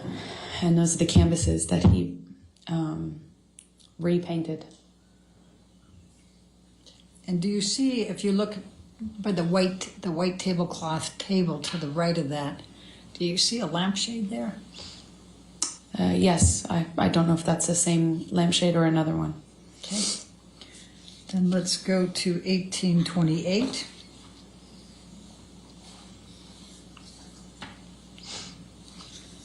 And do you recognize what's in that one? I do. Those are were my paintings. That I don't know when he did that, if it was before or after the writing on the walls, but he just ruined them. So I just want to make sure. So the painting canvas that's dark colored, there's two of them there. Well, there's 2 or 3, and then there's a smaller one in the center, and that was his daughter. I was trying to paint a portrait of, and that was untouched. Okay, and then but just so we're clear, the one directly in front of you that looks like it's just a lot of dark colors, was that dark colors before, or? Objection, Your Honor, leading. I said, was that dark colors before? I'll sustain the objection. What, if any, change was there on that canvas? Oh, I'm a terrible painter, but I'm not that bad. That was not my painting. It was the start of a portrait, and he changed it dramatically. Okay. And then to the right side, on the other side more to the right than the one you already testified to, is that what that picture looked like before, or is that? Objection, leading. What, if any, changes were there to that picture? Well, the 3 canvases were portraits, so they looked similar to the one that's in the center that I was doing of his daughter. Okay. And the white that's below, what, if any, changes were there to that? The white canvas that you see there? It just looks like the painting was, it looks like once he destroyed... Objection calls for speculation. Sorry, just saying. Was there anyone else in the house besides Mr. Depp and you? Not that I know of, no, and no one was around. Okay. Do you have any reason to believe somebody other than Mr. Depp did this? Objection, leading. Sustain. What, if any reason do you believe that Mr. Depp did this? Objection. That was not. What, if any? What's the leading? No, I'll overrule that objection. Thank you. It was just Johnny and I in that house over the course of those 3 days, roughly. There might have been somebody, his assistant or something, come on the first day or second day, I can't recall, but for the majority of for the entirety of what I've been describing to you, it was Johnny and I in that house. And did you do any of this? Did you No. create any of this damage? No. I'm also going to take a look at the white tablecloth to the right there. And also, Johnny was covered in paint, so Okay. to answer your question fully, that's also how I know. All right. So I'm also just going to draw your attention to that white tablecloth over there. Does it appear to have some paint on that as well? Yes, there was paint all over the place, to say it plainly. Now, the painting that you indicated, there was a large penis, I believe. Where was that? I believe it was just, like, if you're looking at this, I believe it was on the wall almost right next to the painting directly center that we're looking at. That's my best recollection, but I can't be entirely sure. Okay. Let's go to 1828. I think that was 1828.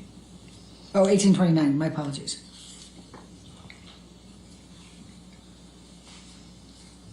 And do you recognize this photo? Yes, I do. What's in it? And what was this? This is one of the lampshades that Johnny chose as a medium to leave me messages in blood and paint. Okay. Let's go to 1830.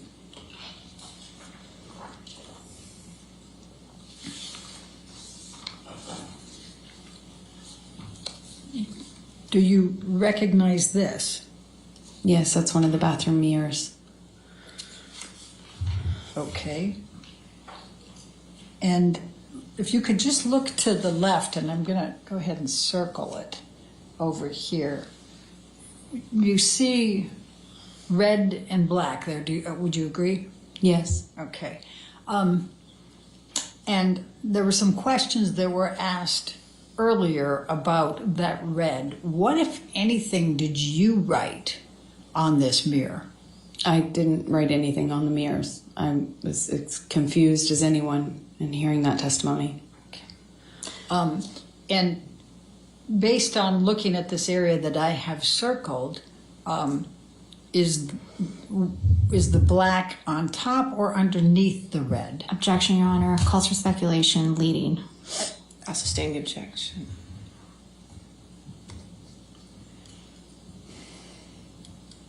All right, this might be a good time to take a break. Why don't we go ahead and take our afternoon break, ladies and gentlemen. Let's go ahead and have our break. Do not discuss the testimony with anybody, and don't do any outside research. We'll come back here.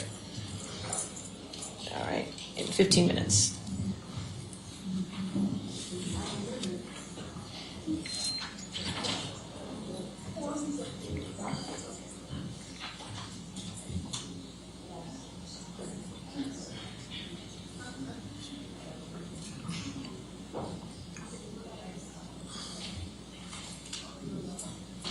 All right, so we'll come back at 4:02, okay? Thank you, Your Honor. All right, thank you. All right.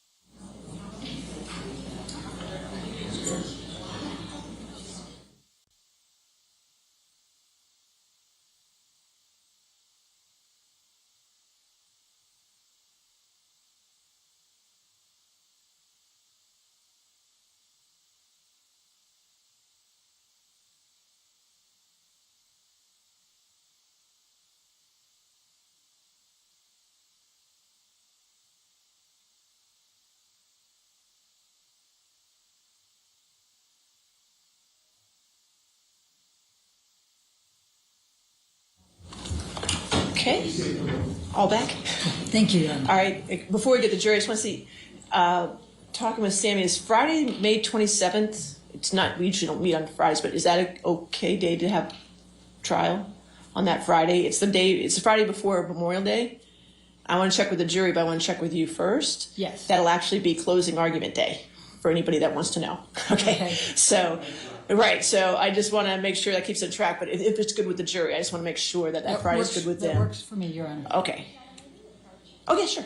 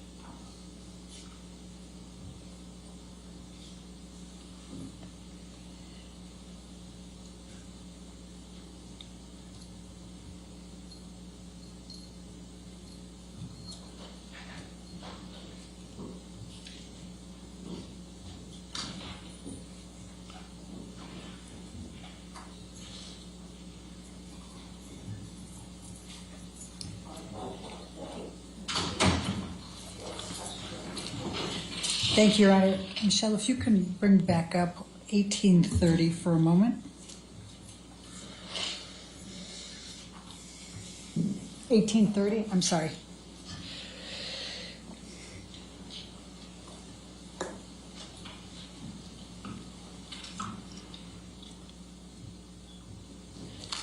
Amber, we were talking about this right before the break. It still has my highlight. Which color is underneath the other? Objection. Calls for speculation. Based on your perception, which color is underneath? I'll sustain the objection. All right, let's do this. Let's bring up defendant's 375, which is already into evidence.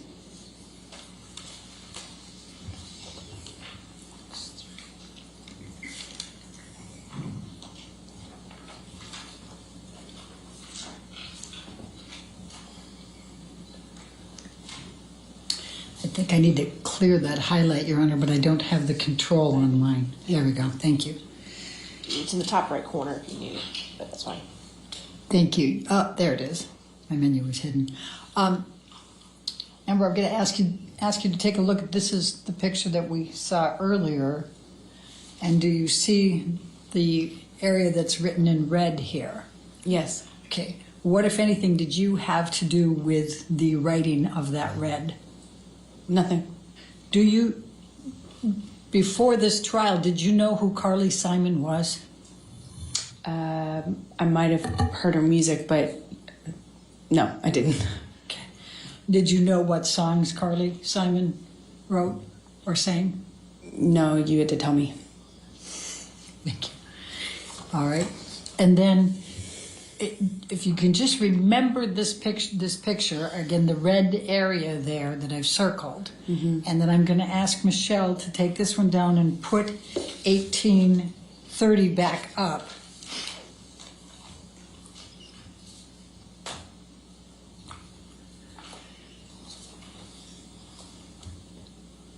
And I'm going to ask you to take a look at this. What, if anything, did you do to this mirror with respect to the black or the red? I didn't touch it. Okay. And what, if any, pictures did you take? I took a picture of it was the picture we had right before this, is the one I took because it was in the bathroom where I found my clothes in the tub and stuff like that. Okay. And let's go to 374, please.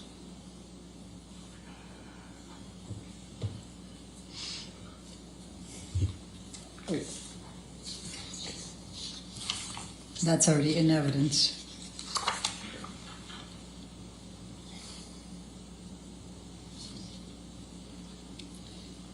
Is that the picture you're referring to? Yes, it is. Okay, and I'm sorry, I just want to make sure that I understand. What else was in this bathroom where this mirror was? The bathtub and another mirror, which also had writing on it. The bathtub had a few of my clothes in it and paint. And both of the two mirrors were painted. I believe I took a picture of both mirrors. Okay. And then I'm going to ask you, Michelle, if you can bring us back to 1831.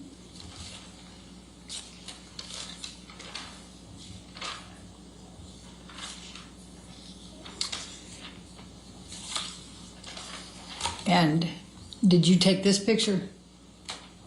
No. Okay. And do you see in the mirror there, can you see the bathtub in the back there? Yes, I can. All right. Was that the bathtub that you're referring to? Yes, it is. Okay. And that had your clothes in it? Objection, leading. Sustained. I'm sorry. What, if anything, did it have in the bathtub? A few of my clothes with paint on them. Okay. You can see I think that's what I see in the corner of the mirror. Okay. And then let's go to 377 for a moment. That was in evidence already.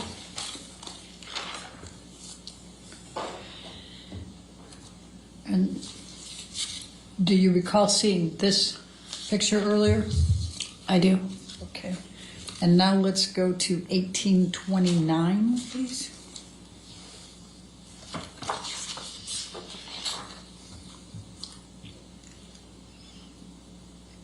Does that appear to be the same lampshade but in color? It does appear that. Okay, It is. thank you. All right, now let's just go through. I'm going to ask you to take a look at 1834.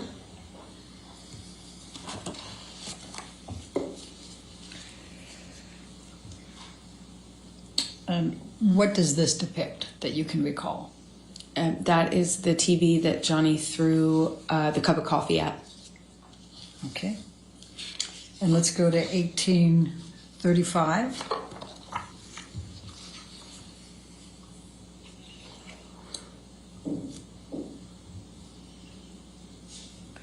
And what does this depict? One of the sofas in the living room next to the kitchen with blood on it. Okay. And then let's go to 1837.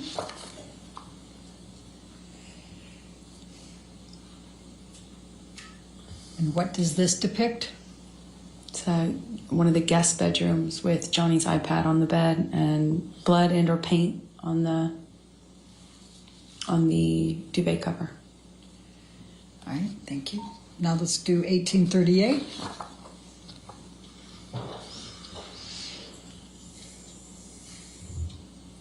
And what does this depict? A lampshade or a lamp that has been robbed of the shade. Okay. Let's go to 1839.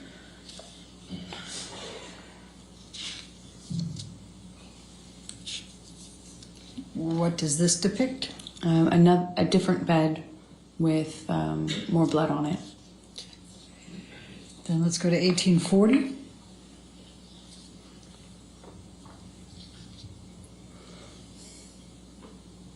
And what does this depict? Blood on one of the guitars that Johnny was apparently trying to play. Okay. Then you didn't try to play the guitar. Objection, Your Honor. What Calls if for any- speculation. I didn't even get the words At out. this point, your question. Go ahead. Okay. What, if any, effort did you make to play a guitar? I've never played the guitar. Okay. Let's go to 1841.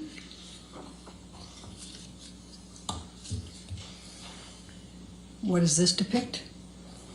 It is where Johnny slammed the end of a bottle into the wall while holding me up against it. Is this in the bar area?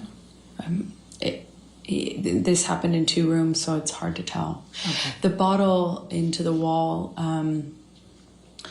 the best of my recollection, happened in the kitchenette bar area downstairs, but I can't be 100% certain. Okay. And let's go to 1842.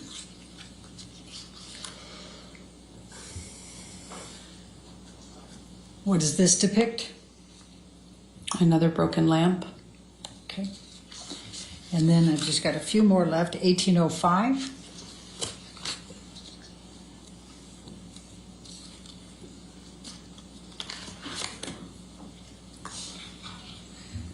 And what does this depict?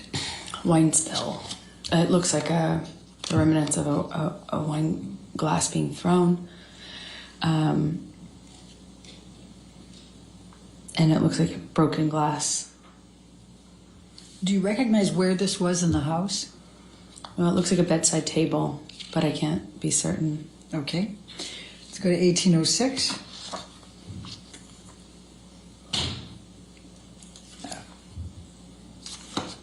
All right. Let's let's skip that one and let's go to 1808.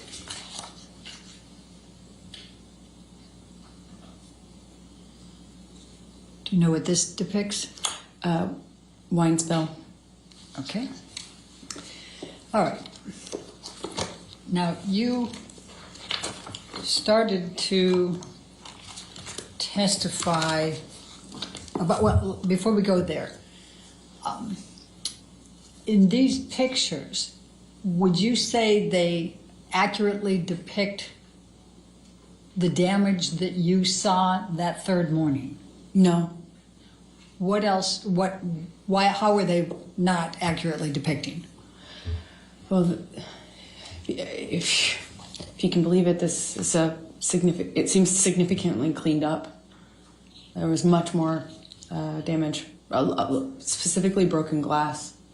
On the countertops, there was a lot of broken glass. I could feel it cutting my arms when I was trying to get up, and I could feel it underneath my feet. So I don't know when these pictures were taken, but there's been some cleanup.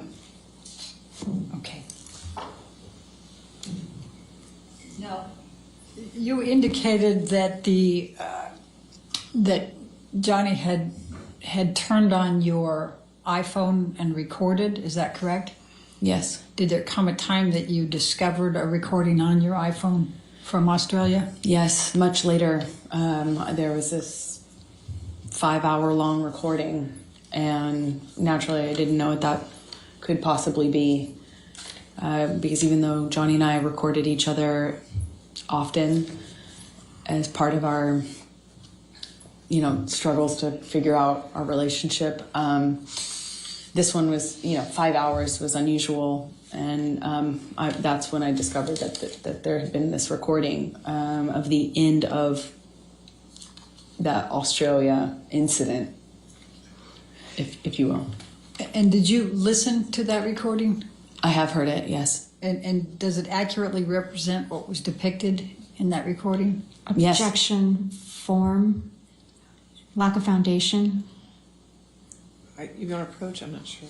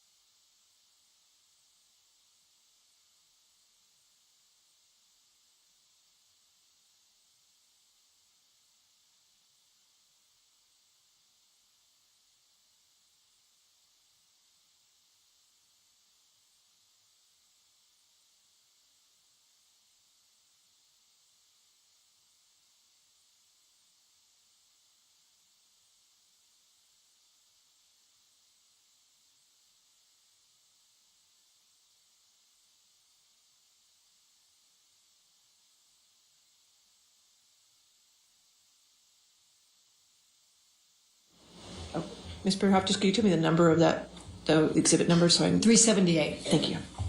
Thank you, Your Honor. Thank you. Okay. Remember, you testified that you made arrangements to return home. Can you describe, let's take you to the point you left the Australia house to go to the airport and were accompanied by Ben King. Could you tell the jury what transpired during that period of time? So I left Australia shortly after that. My understanding was Johnny was in the hospital for his finger, and Ben King was going to accompany me. And on the way to the airport, Johnny calls me, and we were just crying on the phone.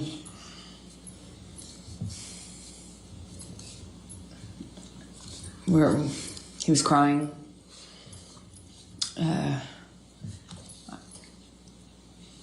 He asked if it was, if he had killed it, meaning the relationship. It was, I don't remember the exact words that he used, but it was kind of asking me in that way: is it done? Is this over? Did we kill it? Did I kill it? That sort of thing. I don't remember what I was saying to him, but we hung up as I went into the airport. I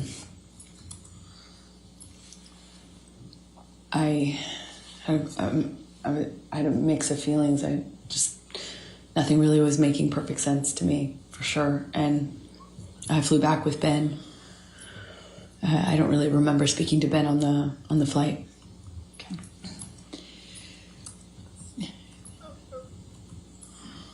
Do you, when Mr. Depp was, what you testified on what Mr. Depp said to you on the phone ride, were you on the phone with anyone else, or was it just Mr. Depp you were on the phone with? I only remember speaking to Johnny, and I remember sitting in the backseat of the SUV that had driven me, and we were outside of the entrance where you walk into the airport, and I even then felt torn about leaving. I obviously didn't want to stay, but I was in such shock and... Objection, Your Honor, non-responsive. I don't know how that's non-responsive. We're going to ask you a question again. Okay. Please tell us how you felt at that point and what Mr. Depp was saying to you.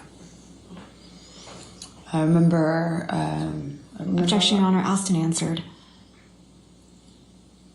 She was in the middle of responding to it, Your Honor, and Your Honor said... It was a different question, but I'll sustain that objection if you want to ask a question. Okay. How did you feel at that time? I felt destroyed. Like my heart was broken. I didn't know what to do. I thought maybe if I left him in Australia, I thought maybe something would happen to him.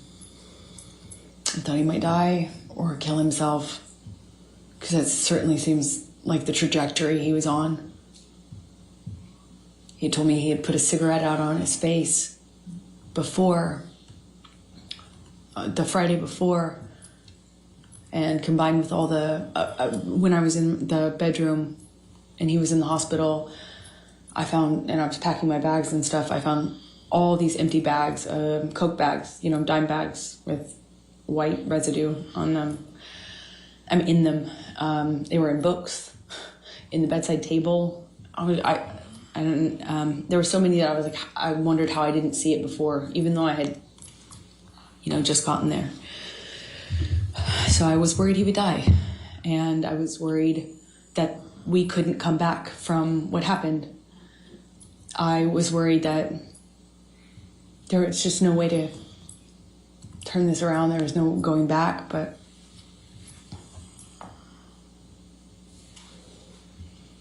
shock.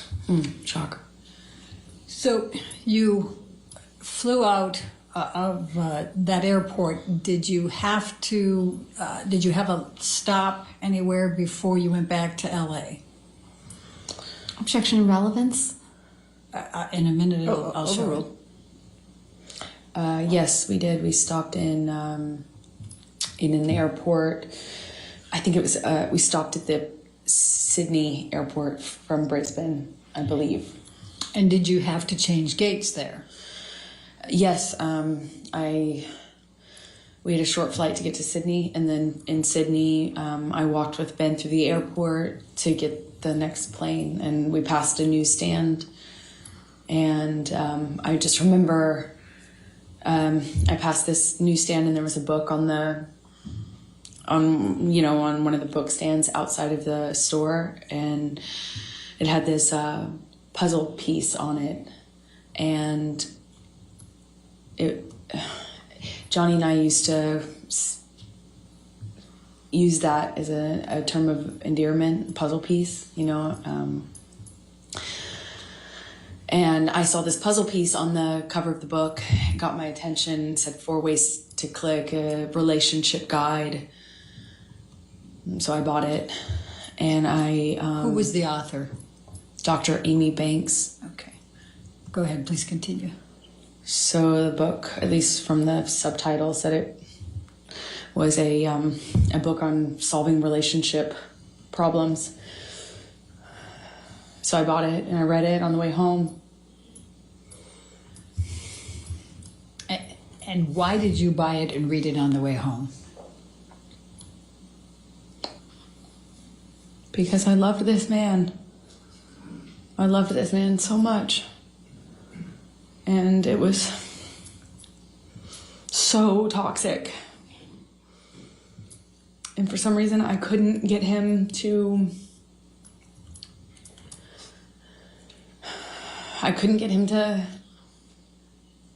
not hurt me. I could...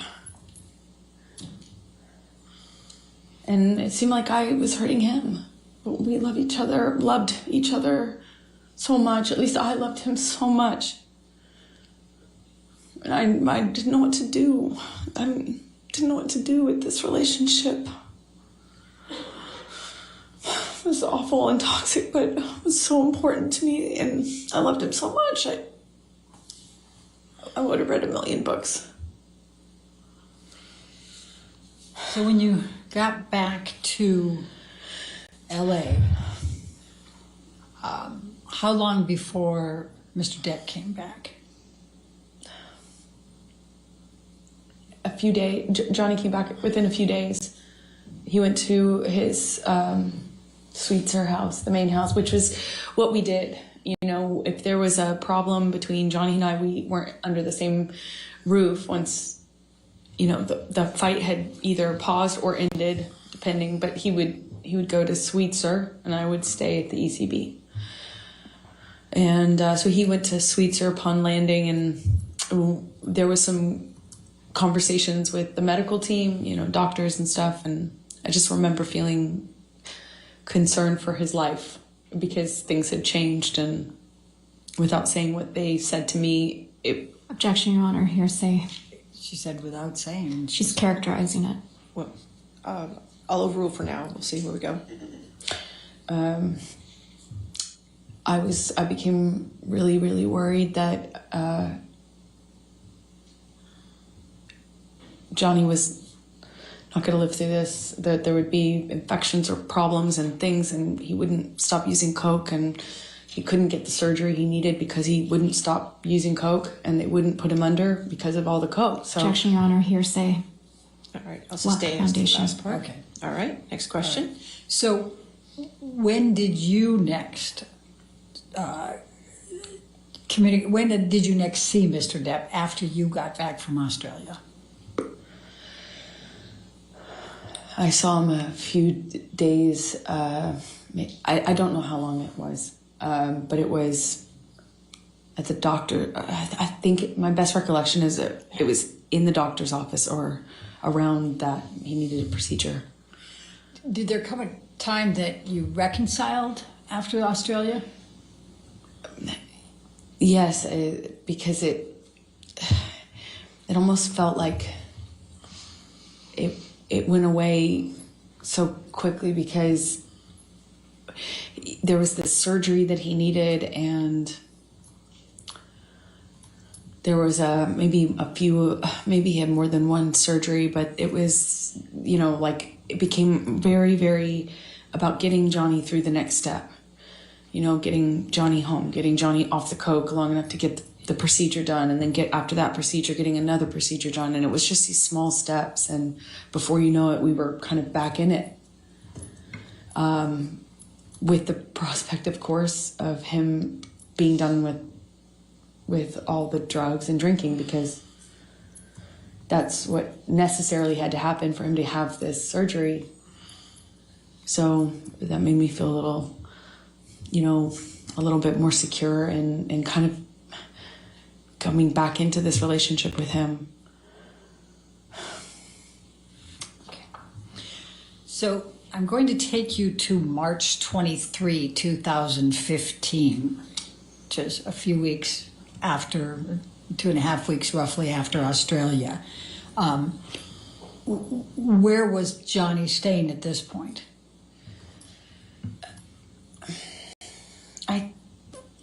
I think he was staying at the Eastern Columbia, or at the ECB.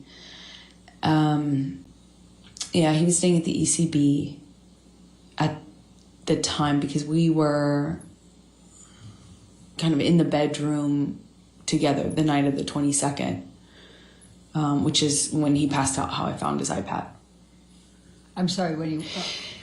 I found his iPad open. He was texting someone with it open. He passed out, and I saw what he was texting. Please tell the jury about that. He was texting this woman that he had had a relationship with on and off, kind of at the beginning of our relationship. So I recognized the name, but the date was right after the wedding. I saw it. He had gone to her house after we got married. Like, upon touching down in Los Angeles, I think it was the next day, he went to this woman's house that he has this sexual relationship with. And what did you do as a result of seeing that on the iPad? I freaked out. I immediately, confronted him about it. I was, I didn't care in that moment if he did kill me, which is likely in confronting him at that stage of our lives. I didn't even care anymore. At this moment, he had already ripped my heart out. I've just been through after having been through what I went through in Australia. Just weeks prior, I see this. It was like,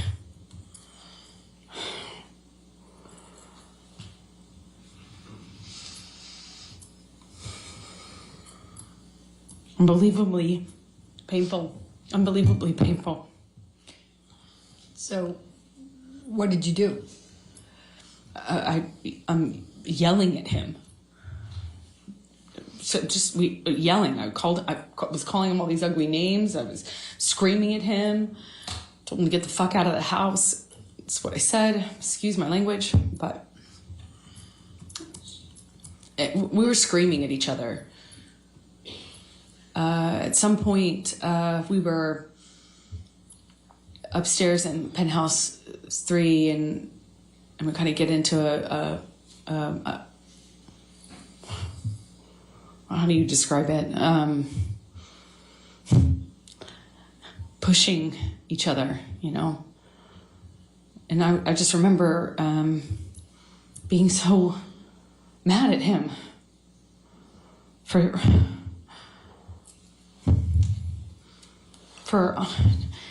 cheating on me and doing so in this way, like right after the wedding. And then right after my wedding, go to see him, and then Australia happens, and it just felt like everything came crashing down, and I was so hurt. Anyway, I break out of his grasp at some point, and I go into my sister's room. The apartments in the ECB are connecting. At least 3 of them are, and they connect from upstairs only. So you could get from Johnny and I's apartment into the neighboring apartment where Whitney, my sister, was staying at the time. And then you could go from that apartment into Penthouse 5. Again, still on the top floor. So I went through Johnny's office, which is how you access the door that gets you into Whitney, the neighboring apartment where Whitney was, my sister. And I went in there and woke her up crying, screaming, saying, "What am I going to do? Objection, Your Honor, hearsay. Sorry. All right, sustain. I don't know. That was Dafford to prove the truth of the matter. I'll sustain. In any event. All right. Sustain the objection. Okay, so you went to Whitney's. Don't tell the jury what you said to her, but what happened next?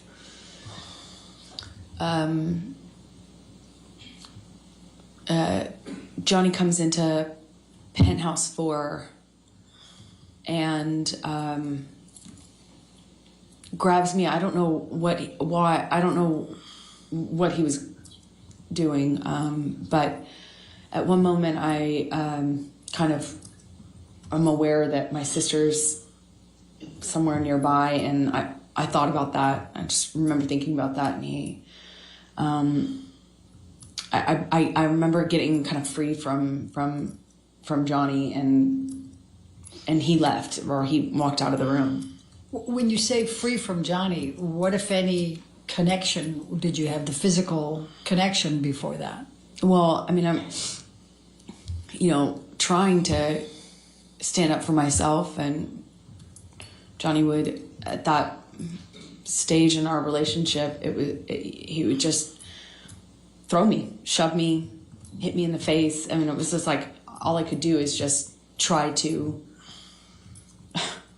fight back, or try to not get more hurt than not doing anything would have certainly left me.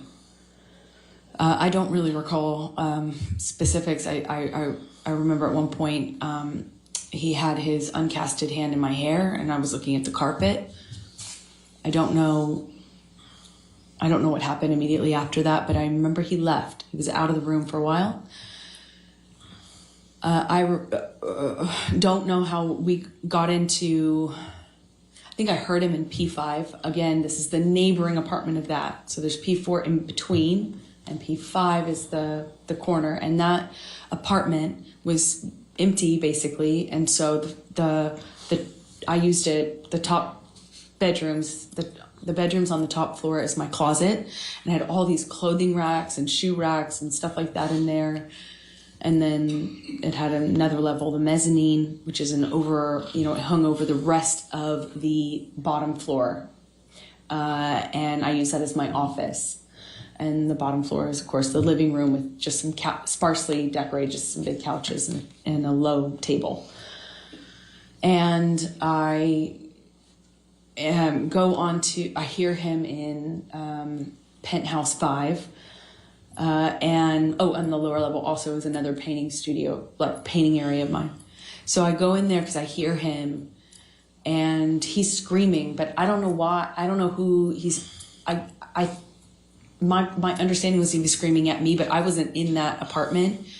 I could hear him, and when I heard him, I came into Penthouse 5, and I have to go down the stairs, and I went down the stairs to the mezzanine level where my office was, and I could see him and a security guard and Debbie, the nurse, and he was sitting on the sofa when I first walked into the room, and he kind of stood up, was drinking Red Bull and screaming at me, and Debbie came up the stairs because I'm screaming back at him. She came up the stairs, I think. And while she came up, I'm supposed to kind of comfort me. And while I was up on the mezzanine floor, Whitney came down, and he threw the Red Bull can up at me, certainly, but it kind of either hit or narrowly missed Debbie.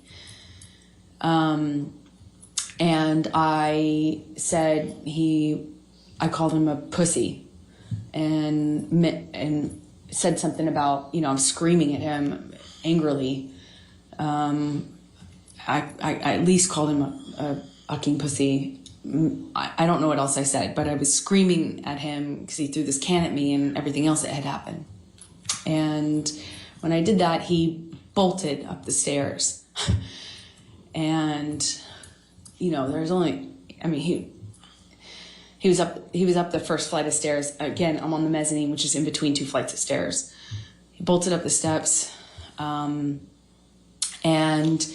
I don't know how he managed to get his hands in my hair so fast, but he had his hand on the back of my head, my hair, and kind of was yanking me down and hit me in the face with this cast he had.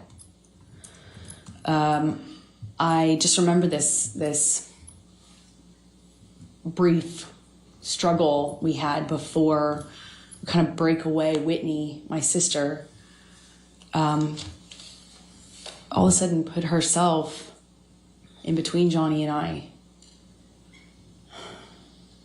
She just threw herself like in the line of fire or whatever. She just all of a sudden was there and was trying to get Johnny to stop. Her back was to the staircase, and Johnny swings at her,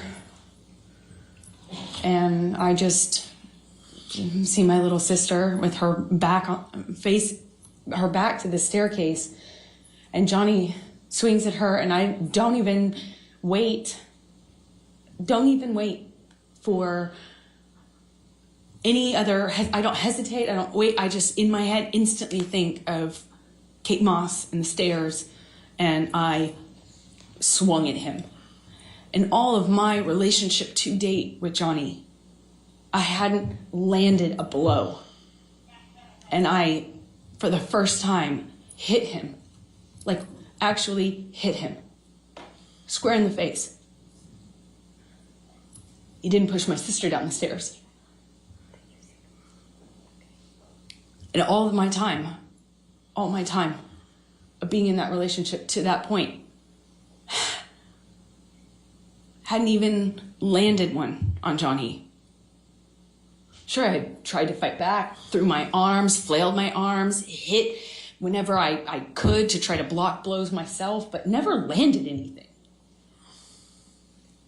And Johnny kind of looked stunned and then laughed at me and then lunged at me again. And before I know it, security stepped in between us and pulled Johnny away. And I went upstairs with my sister, and we locked the door, and I could just hear all this commotion happening in Penthouse 5. I could hear him raging, destroying my things. I could hear it. And at some point I saw it the next day. Tell the jury what you saw the next day. All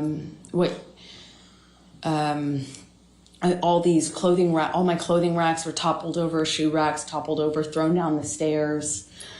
Desk, everything on my desk wiped off. Just it looked like everything that he could touch, he tried to turn over, destroy, smash, But my clothing racks, these huge, heavy clothing racks full of clothes, there was at least one of them he threw down the stairs. The rest were toppled over.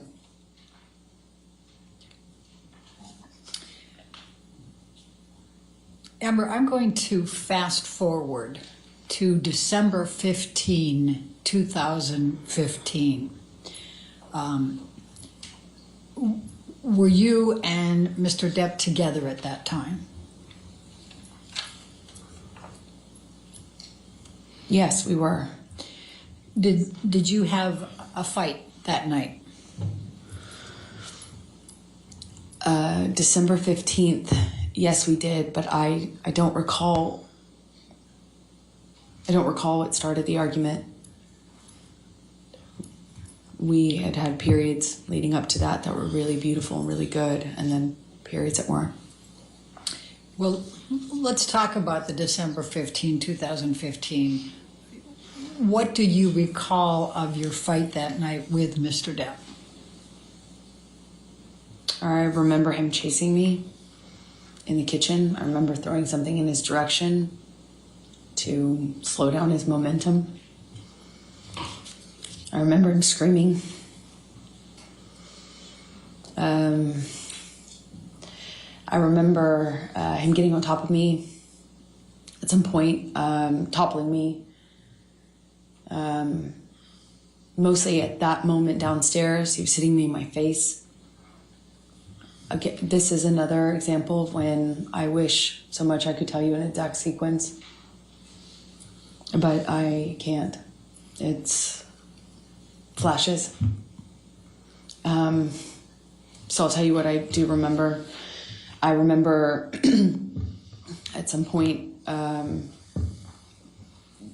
to flee upstairs, and we had he got a hold of me and I got free, and I managed to get all the way up the stairs almost. I was on the last flight, and we'd had some interaction where I think I said something to him on the stairs.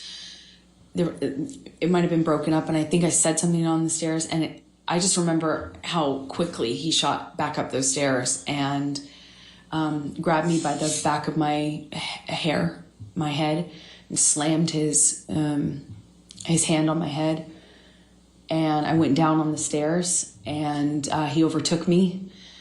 I remember him so well. I remember his boots and the sound they made. I remember him grabbing my hair, my head, and kind of dragging me up the stairs the rest of the way. He dragged me into the room that those stairs open into. It's like a salon foyer area. And we had this argument that kind of, was a shoving match that I was losing. By the second or third shove, he sent me toppling over this chaise lounge, like a little low-lying sofa seat. And I hit my head on the brick wall. There was an exposed brick wall. I remember I stood up, and I remember Johnny asking me if I wanted to go. And he did that thing where he's like challenging me. He said it in that way, challenging me to stand up and get back up. And when I did, he said, "Oh, you really want to go now, tough guy?" Shut me back down. "Oh, you really want to go, huh? Oh, you're so tough." I stood back up again. This time he hits me in the face. I stand back up and look him right in the eyes. And it was just a really still moment. I'll never forget it. Really still. I stood up and he said, "You want to go again, tough guy?" And I just looked right at him, just looked right at his face. And he balled up his fists, leaned back, and headbutted me square in the nose. Just right as I stood in front of him. I was a foot from him. Just slammed me right in the nose. Instantly, searing pain.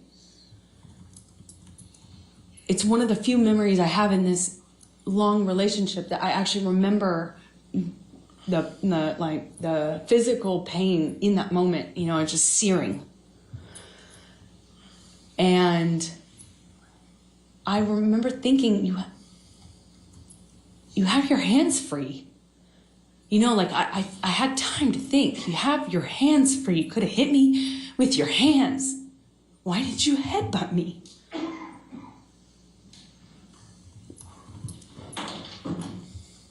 I told him that night I was going to leave him. I went through his office to go into the other room where I kept all my stuff. We had another struggle. He overtook me. I was trying to hit him off me. I was trying to get him to trying to get his body off of me, and he was just pummeling me. I don't know how else to describe what I was. I went down to the floor. I remember being on top of me, and he's screaming and swinging at me while I was on the floor. He had me by the hair and dragged me the rest of the way from the office into the neighboring room, the neighboring apartment. I remember the door that connected these two rooms had a metal grate, not a grate, but a metal bottom, metal floor that separated it. It's a big, heavy bank door. And I remember he was dragging me, and I removed my hands from my head and kind of tried to grab onto the metal door to prevent him from dragging me into the room. But I couldn't stop him. He dragged me all the way from that carpet. I was trying to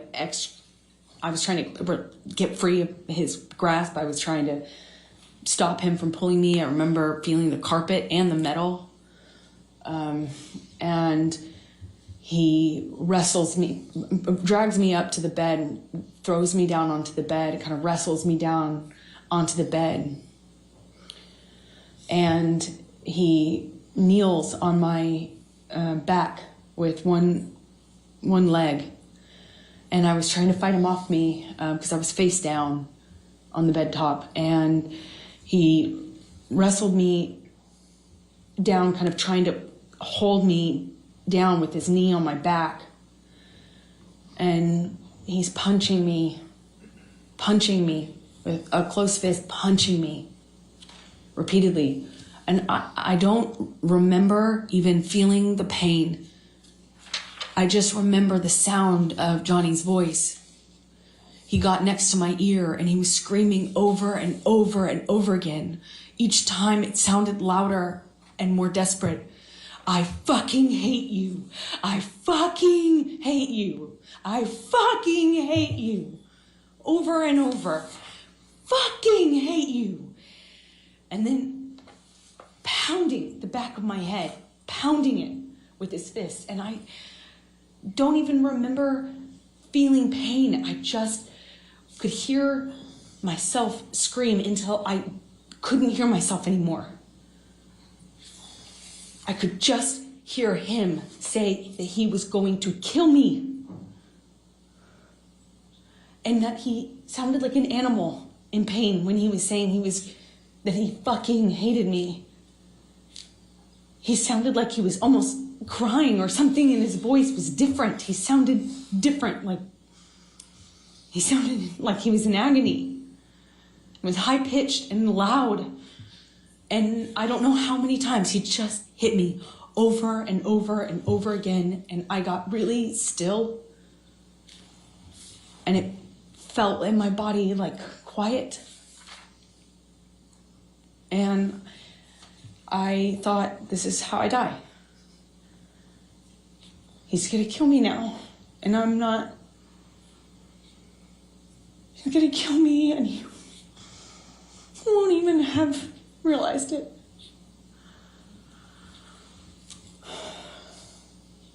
I couldn't breathe. I remember trying to scream, and I couldn't scream. I was suffocating in this pillow top with him holding me down, punching me over and over. And I don't have any memory after that until I woke up. When you woke up, was there anyone there?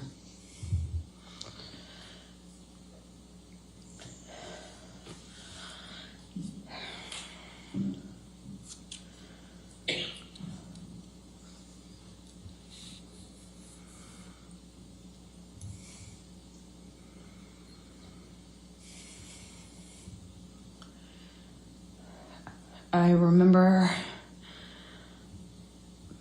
hearing my best friend's voice, I felt like it came, felt like it was like on a speakerphone, like it came from everywhere. I just heard her voice in a weird way. It felt like it was coming from two directions. And I realized that I was sitting on the edge of the bed, on the carpet of the floor against the broken frame of the bed. And there was a low-lying bed with a really thick wooden frame. And it was broken from his boot trying to get a purchase on it while he was... Objection, Your Honor, calls for speculation. I could feel it. Overruled. Thank you. Please continue. I was there for it. And while he was on top of me, I could feel that. I could feel him trying to get balance. I could feel him slipping. I could hear it. I don't know how I got off the bed. I don't know what happened to me from the time I stopped hearing myself scream. I don't know what happened to me. It's a really weird feeling because next thing I remember is leaning against the broken part of the bed and on the carpet, and my friend saying, "Oh my God, oh my God." Objection, Your Honor. Hearsay. Sustained. Okay. Go ahead. And without And then saying what Rocky said. I eventually, she called the nurse Erin. She got something out of the freezer for my face. She did a concussion check with Erin on the phone.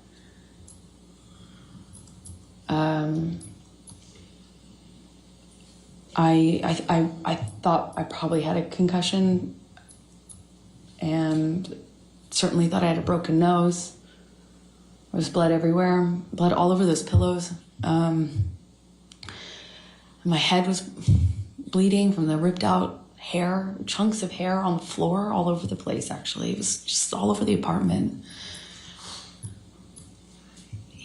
He after leaving me, had written on the countertops in Sharpies.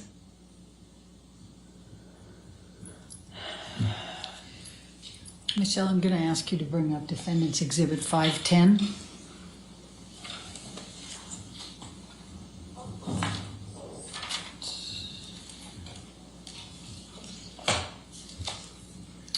Do you recognize this photograph? Yes, I do. And does it accurately depict the scene portrayed? Yes, that's the next day, I think. Your Honor, I'm going to move the admission of Defendant's Exhibit 510. No objection. All right, 510 in evidence. You can publish it, please. Thank you. And could you describe to the jury what that is? It was chunks of my hair that Johnny ripped out while dragging me and punching me. Thank you. Michelle, could you bring up 513, please? Defendant's 513.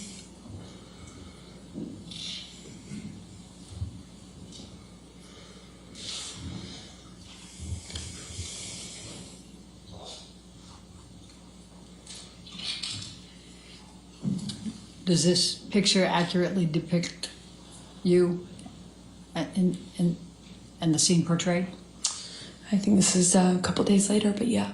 Okay. I'm going to move the admission of Defendant's 513. No objection. All right, 513 in evidence. And could you tell the jury what this is and what it depicts? This is my face with a busted lip, which it's difficult to see in this picture, but my two black eyes, one is worse than the other. Like I said, maybe a day or two later. And my broken nose. All right. Thank you. Michelle, can you bring up Defendant's Exhibit 514?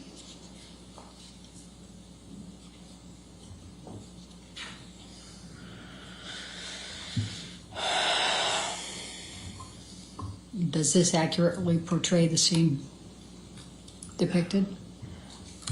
Yes, that's my face sometime after. Your Honor, I'm going to move the admission of defendants 514.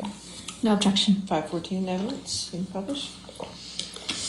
All right, if you could just briefly describe for the jury what this one is. That's my face. Some time after, and Johnny beat me up. Thank you. Michelle, if you could bring up defendants 515.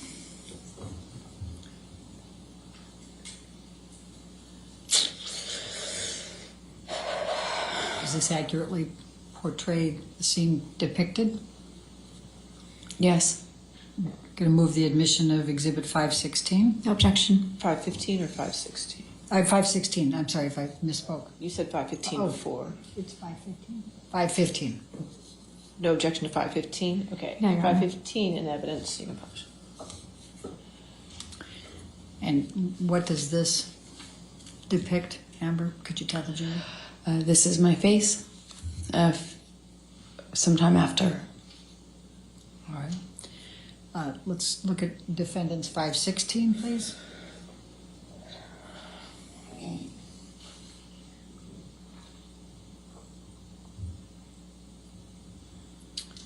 Does this accurately portray the scene depicted? Amber? Yes, it does. This I'd is maybe. Wait, let me move it first. May I move Sure. the admission of defendants exhibit 516, No objection. 516 in evidence? published to the jury, please? Okay, Amber, go ahead and explain what it is.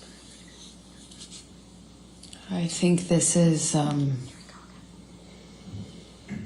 maybe that night or the next night after Johnny left me on the bed. Let's go to 517.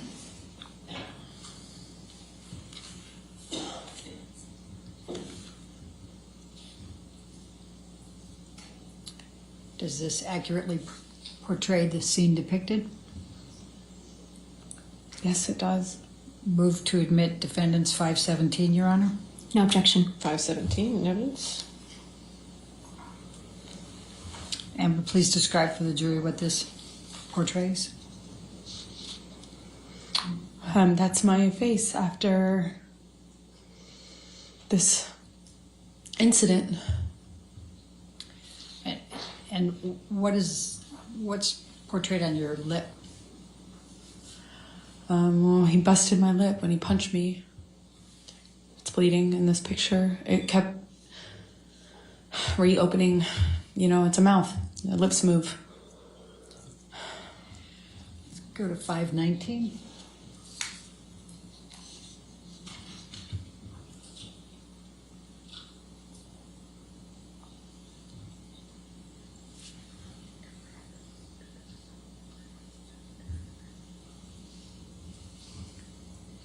Does this accurately portray the scene depicted? Yes. Move the Yes. admission of 519. No objection, Your Honor. 519 in evidence? And tell the jury what this shows. This is my lip a few days later. Let's go to defendants 520, please.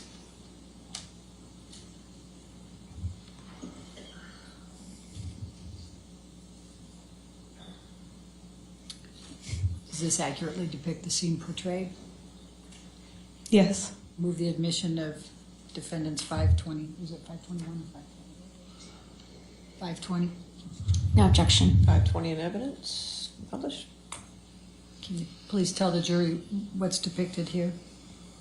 That's my scalp with a chunk of it missing from when Johnny was dragging me by my hair. Let's go to defendants 521, please.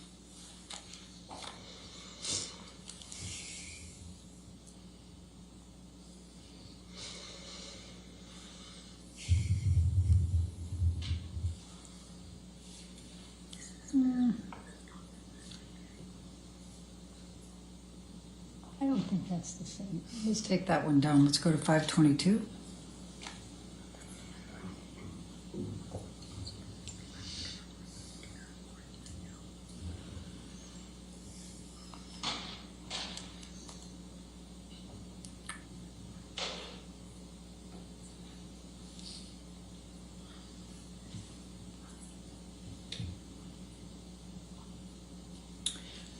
Does this accurately portray the scene depicted? Well, it's a few days later. Okay. Move the admission of 522, please. No objection. 522 in evidence. And what shows there? My face is healing. Okay. Let's go to 523.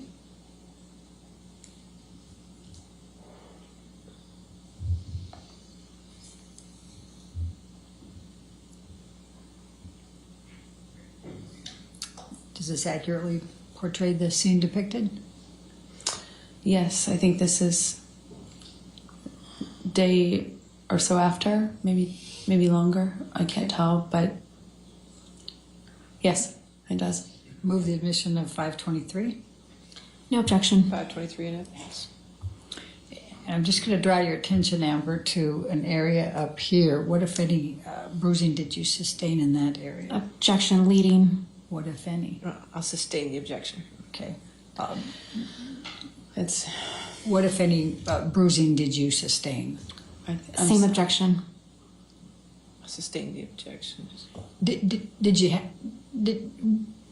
what injuries did you have?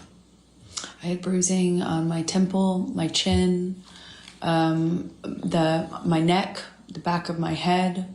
I had swelling and pieces of my scalp kind of ripped, torn. They were gross, pussy. But this is of the bruising around my temple from one of the blows, several of the blows, I don't know. Let's go to 524.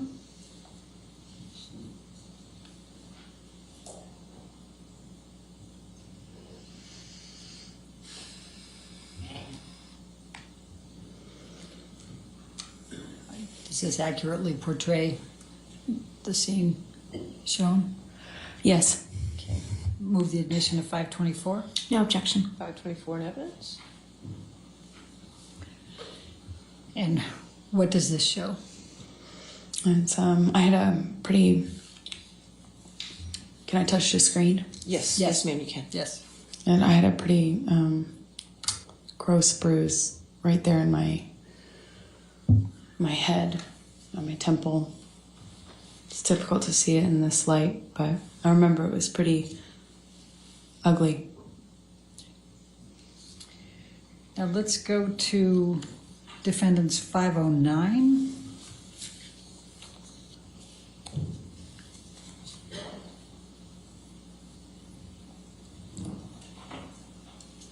Does this accurately portray the scene depicted? Yes, it does. Your Honor, I move the admission of defendant's 509. No objection. All right, 509.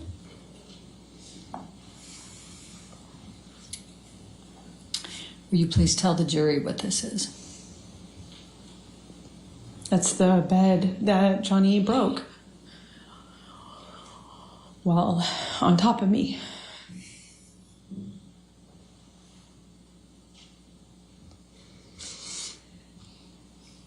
All right, let's go to defendant's 511, please.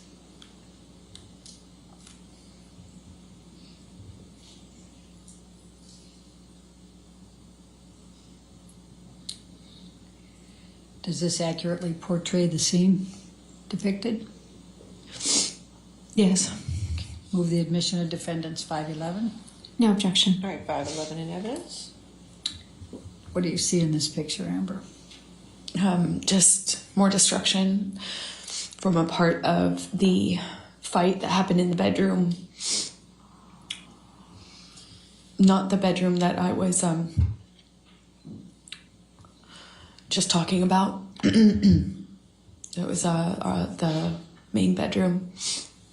There had been a part of the fight that happened in there too. Let's go to defendants 512, please.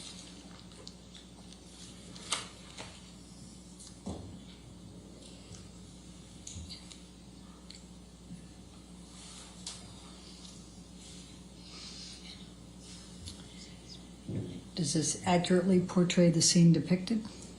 Yes, that's downstairs in the main. Wait, let me move the admission of it. Move the admission of defendants 512, please. No objection. 512 in evidence. Okay, now please tell the jury about it. It's downstairs in the main apartment. Okay. Let's go to defendants 525.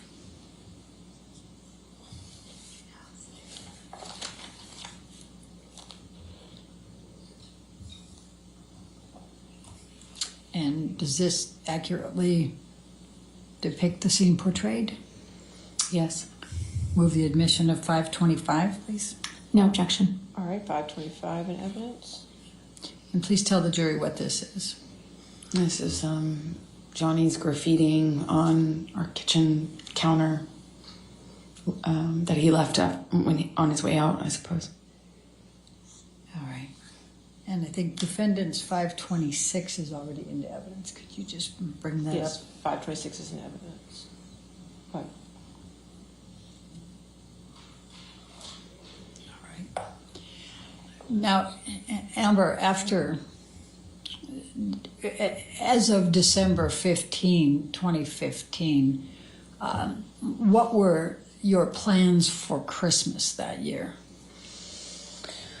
Well, up to this point, the plan was to have our families join us.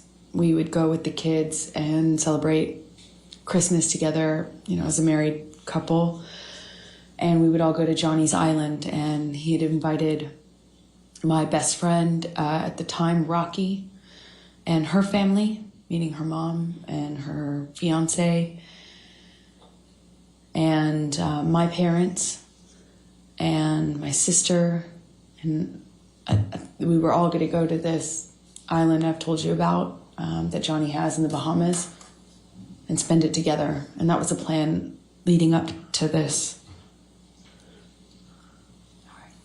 And what, if anything, changed as a result of this night of December 15, 2015? After they saw my face, no one wanted to go to the island anymore with Johnny. They wanted me to leave him. Did you have to appear, were you scheduled to appear on the James Corden show on December 16? That's right. I was promoting The Danish Girl, the film I had done earlier in the year in London before going to see Johnny in Australia. So I was promoting that film that had been completed, and they asked me to make an appearance on a night show called The James Corden Show. After this happened, and I did the first concussion check with Aaron on the phone, I got worried that I wouldn't be able to hide the bruising and swelling. But I iced it all night, and the next day checked in the mirror to see if I could get away with it, meaning hiding it, so I could make an appearance.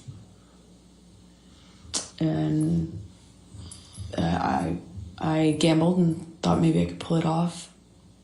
I had my hair and makeup team come, and they worked around it, meaning worked around the lesions on my head with the hairspray, because that stings, and worked around the bruising by covering it with heavier makeup than normal bruise covering makeup. And I remember my lip was still bleeding and swollen, so we did this like really thick, super heavy matte red lipstick I remember very well at the time that we had no choice in color, and that was one of my favorite colors to wear, and in this occasion we had no choice because nothing else would hide my busted lip. And I went on the show, did what I always do. I told people I had an accident. Objection, Your Honor. Hearsay. Sustain the It's not objection. offered to prove the truth of the matter, but Sustain. because you didn't have an accident. but- Your Honor. All right. I'll sustain the objection. Okay, please continue. So did you appear on the show? I appeared on the show. Okay. And did there come a time that you changed your mind and went to the Bahamas with Mr. Depp for Christmas? Eventually. 2015. Eventually I did. Okay. And you went there with whom? I went with Johnny's kids. I was, obviously I didn't see Johnny after this because he didn't face the damage he caused in my experience. He was never around for the cleanups. And so he wasn't around for a few days. And I eventually heard from him, and he said he wanted to talk. And then he understood that it couldn't go back, like almost as if he understood that I wouldn't forgive him. Made it easier somehow to talk to him. I didn't feel so bad about myself in that case because, how could I put up with this, right? But with the understanding that we were done, I could, allow for us to have one last conversation, I suppose. But I just, it's like,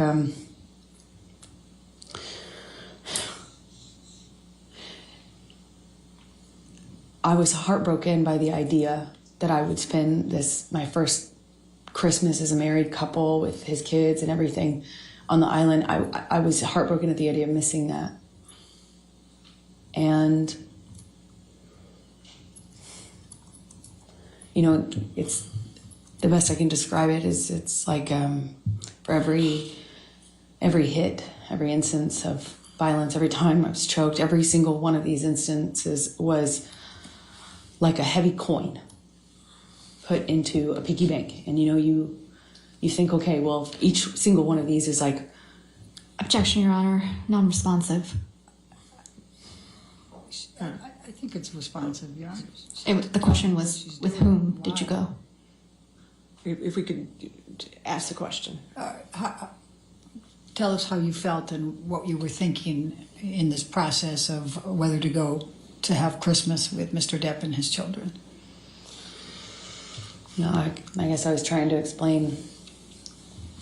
Go ahead. That, just after you think each one of these is, it's almost like for each one of these things that happens, you lose the will or resolve to leave. It's like every single heavy coin you put in this piggy bank is like an investment into the future you're going to get to, and then before you know it, you're just carrying around this weighted ball. This piggy bank's too heavy, you can't leave. For every single time I went back or allowed him back after this sort of thing would happen, I lost a piece of myself, a piece of my self-confidence, my trust in myself to leave and move on. I lost the fortifications, I lost myself, and it was somehow easier to stay. I didn't want to stay in the violence or in this. I wanted to stay with Johnny, the good Johnny that I loved. So I put another one of those coins in the piggy bank of investment in hope and future, and I forgive him. it wasn't even that simple. I just decided to believe him that it would never happen again. Clean and sober, once again. This time was the last time because it couldn't be worse than this, right? It couldn't be worse. And part of me thought maybe it just needed to get this bad to get, like now we can't go back. There's no way this could happen again. So I went to the island after a few days of talking with Johnny, arguing with Johnny, talking with Johnny, negotiating that it was going to be clean and sober. I wasn't going to drink anymore. He wasn't going to use anymore. He'd never lay a hand on me again. He'd rather die than do that. That's what he was saying. And I was scared. My friends were scared, but I decided to go. After a few days of having the plane and the kids waiting, not knowing what was going on, they were at Sweetser, the main house, kind of just waiting to go on this Christmas vacation. And eventually I got in the car with Johnny and we picked his kids up and left for the island. So let's go to the island for the Christmas holidays. And what, if any, arguments did you have with Mr. Depp at the island over the Christmas holiday? Towards the end of the trip, the trip itself was pretty nice, but towards the end, he started drinking again, started with wine, and we were on the couch in the main house, a cabin. It's like a one-room kind of cabin. And we were sitting on the couch, and Johnny, what I perceived as nodding off, I don't still know what it was, but he was kind of passing out or nodding off or something like that.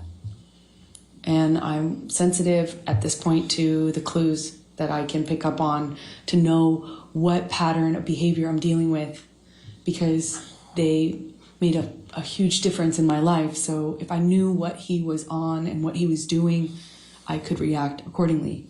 So I'm picking up clues. I'm sitting next to him and he's nodding off, and every single time he kind of like nods off, he dumps this glass of wine on my lap. And I say every single time because it happened like 3 times. First time, whatever. Second time, I'm like, Johnny, are you all right? And I probably say it like a little weighted. And in my head, I'm just wondering what he's on. Does this mean he's on the Roxy's again? Is it nodding off? What's going on? What am I going to deal with? He just promised that it was clean and sober. We had this horrible thing happen in December. I thought we were moving forward. And the third time this happens, I jump up. I already changed my pants twice. And I jumped up and I shout at Johnny, like, what are you doing? Or, Johnny, just pull on me again, something to that effect. And I get up, get up off the couch, and Johnny's son says, "Objection, Your Honor. Hearsay." Your Honor, not offered to prove the truth of the matter. It explains what's coming. Give you a good approach. I just don't know.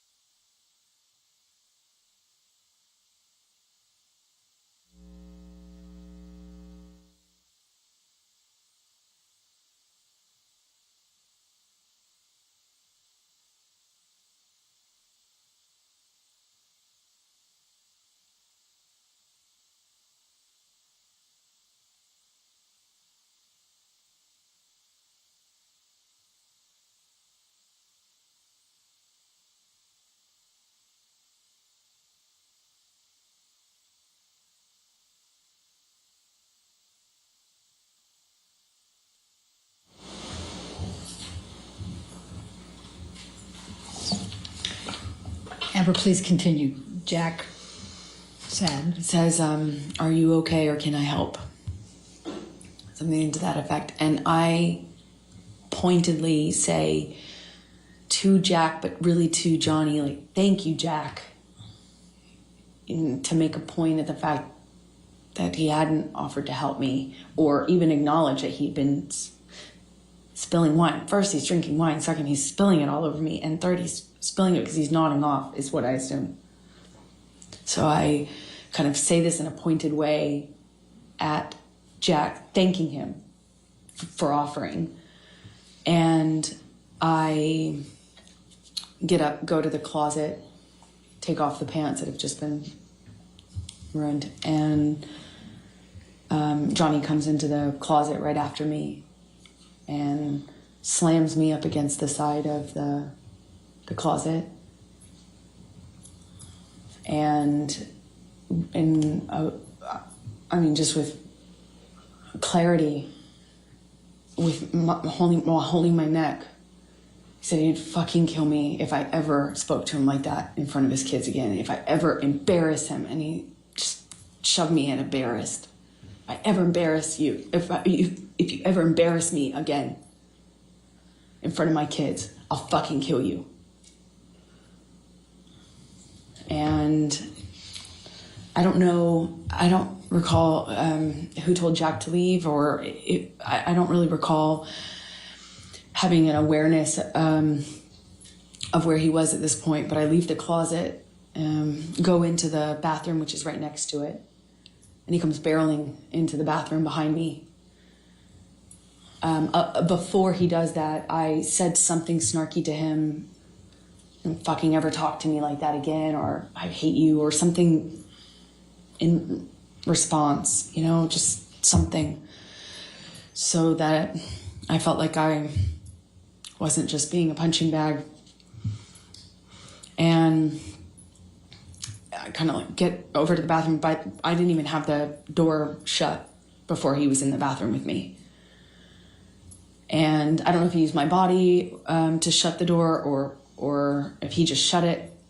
But again, bangs me up against the wall. But this time he just grabbed my vagina, like,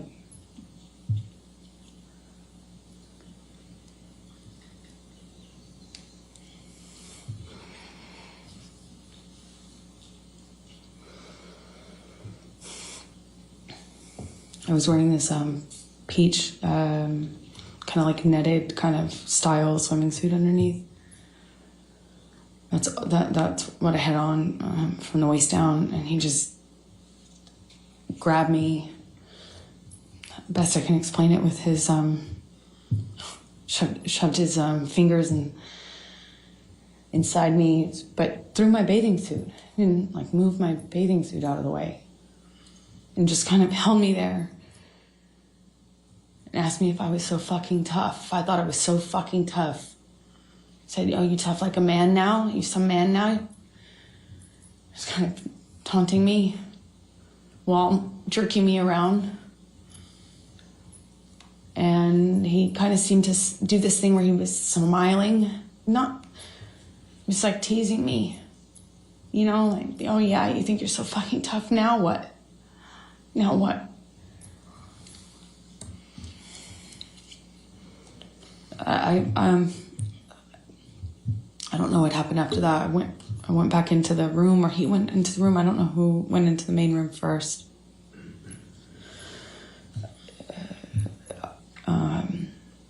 I just remember his hand landing on the back of my shoulder neck area. I remember trying to get him off of me. I don't know. I don't know what the next thing that happened was, but I do remember I knew I needed to get away from him. At some point I ran. I ran out of the back door, ran out onto the patio. At some point before I ran, he swung at me, but I don't even remember how much of an impact it made, but I remember running. I threw something in his direction when I was getting away from him. I ran down the deck, ran out into the kind of like parking lot area, this gravel parking lot area outside of the house. And that's my estimation of when Johnny reached me, grabbed me by the hair, swung me around. I remember he hit my face at least once, but I'm not quite sure in what sequence.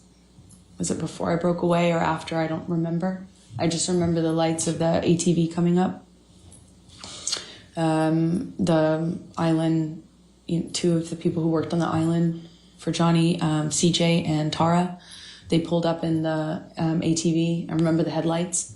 I remember separating from him, or them kind of running up and saying something and separating us. And I didn't see Johnny for the rest of the evening, is my recollection. I just found him the next day, passed out in the cafe that was close to the house. Is that the end of? Yes, this is a good breaking point. Yes. All right. Okay, ladies and gentlemen, you can just stay there for a moment. All right, ladies and gentlemen, we're going to be breaking again. This is the time that we break for a week. Okay, so I won't be seeing you until May 16th. But I wanted to talk to you a little bit about how the remainder of the case will progress. Okay. All right. So we promised to get the case to you by Memorial Day. So in order to keep that promise, there's going to be a few things I need from you, okay? One thing is starting on May 16th, we're going to start having court at 9 a.m. So we'll be going 9 a.m. to 5 p.m. Some days we might have to go to 5:30, so I want to let you know ahead of time so you can plan accordingly, okay? The other thing I need from you is Friday, May 27th, which is the Friday before Memorial Day, is going to be a court day. On that day, we're going to go ahead and have closing arguments, and the case is going to be turned over to you for deliberations on that day, okay? So I wanted to let you know ahead of time so you can plan accordingly so we can get this taken care of for you, okay? All right, so those are the announcements I want to make for you and make sure you had time to schedule what you needed to do. Now I also want to go over, as we always do on Thursdays, our responsibilities, the responsibilities you have as jurors, okay, in this case? All right, so you're not to read anything about this case. You're not to watch anything about this case. You're not to listen to anything about this case. This applies to television, newspapers, magazines, the internet, and any online sites. Further, you're not to read, watch, or listen to anything about this case on any social networking sites such as Twitter, Facebook, Instagram, Snapchat, etc., or any similar sites. In addition, you must not communicate with anyone about the case, whether in person, over the phone, by email, text, or instant messaging, or by any other electronic or non-electronic means. This includes friends, family, co-workers, acquaintances, and strangers.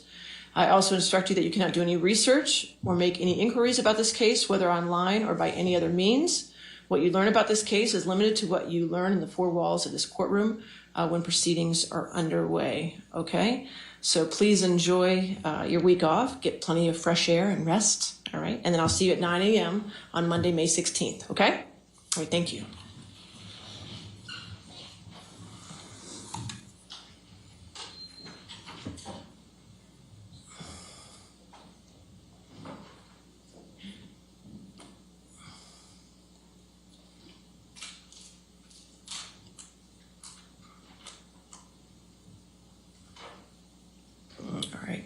And again, ma'am, since you're still in the middle of your testimony, you can't discuss your testimony with anybody to include your attorneys, okay? You can step down, though, and have a seat with your attorneys. I have a few housekeeping matters I want to take care of before we finish.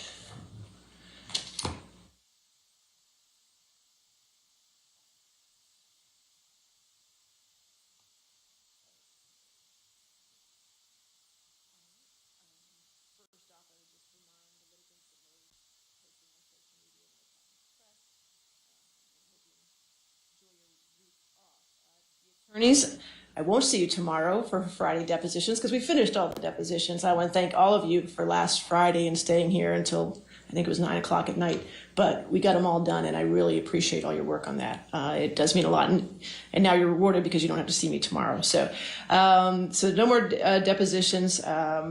What I'd also, for planning purposes, though, since we're going to be going 9 to 5. The day is going to be a little different, so we'll start at 9. We'll probably break for our morning break between 10:30 and 10:45. we're going to break for lunch between 12:30 and 1:30, so I want you to plan accordingly for that. Our afternoon break will probably be between, I don't know, 3:15 to 3:30, maybe even a little later to 3:45, we'll see. And then we'll try to break at 5. There may be times when we might go to 5:30, as I told the jury. So I just want to make sure you know that. Since I won't see you tomorrow, I wanted to go ahead and give you your times as of this very minute of what you have used and what you have left, okay? Are you ready? Okay, Mr. Chu's going to try to use it with a highlighter. Let's wait. That's there we why go. we're here. There we go. That's right. That's okay. There we go. All right. So plaintiff has used 35 hours and 6 minutes. Defendants have used 36 hours and 31 minutes, which means the plaintiff has 26 hours and 9 minutes left, and the defendant has 24 hours and 44 minutes left, okay? And just a reminder, as we said from the very beginning, once your time is up, your time is up. If it's in the middle of a witness, I'm going to stop you, okay? So make sure, the 9 to 5 schedule when we start back on May 16th will give us a little buffer, but not much. So I will be keeping everyone on task for those last 2 weeks, so keep that in mind as well. Enjoy the next week. I don't anticipate I will hear from you for this next week. If there's an emergency, I understand that, but just remember what my definition of an emergency is. Okay, we all remember that? All right, great. So other than that, does anybody have anything else for me? Yes, sir. It's just a math question. I'm thinking we have 25.44. Sammy says 24. If you add 36 hours and 31 minutes and 24 hours and 44 minutes, you get... You get what? 60 and 75. What is our allotment? 61. Well, you can get with Sammy when we're done, okay? Is it right or wrong? What's the total of that? What's that? What's the total monthly amount? 61 hours and 15 minutes. Does that add up then? That is right. Mr. Ronenberg says I'm right. Okay, so that's the right time. Sammy did it 3 times over, so I thought that was right. You made him very nervous. Okay, so that's good. Everything else? Anything else? Yes, Your ma'am. Honor, we do have our updated exhibit page that you requested. Oh, perfect. From plaintiff. All right. May All I right. approach? That's fine. Thank you. I think that's something Jamie needed. Okay. All right, we'll get that. All right, anything else? No, Your Honor. We're good? All right, we'll see you Monday, May 16th, 9 a.m., right? All right, thank you. Very much.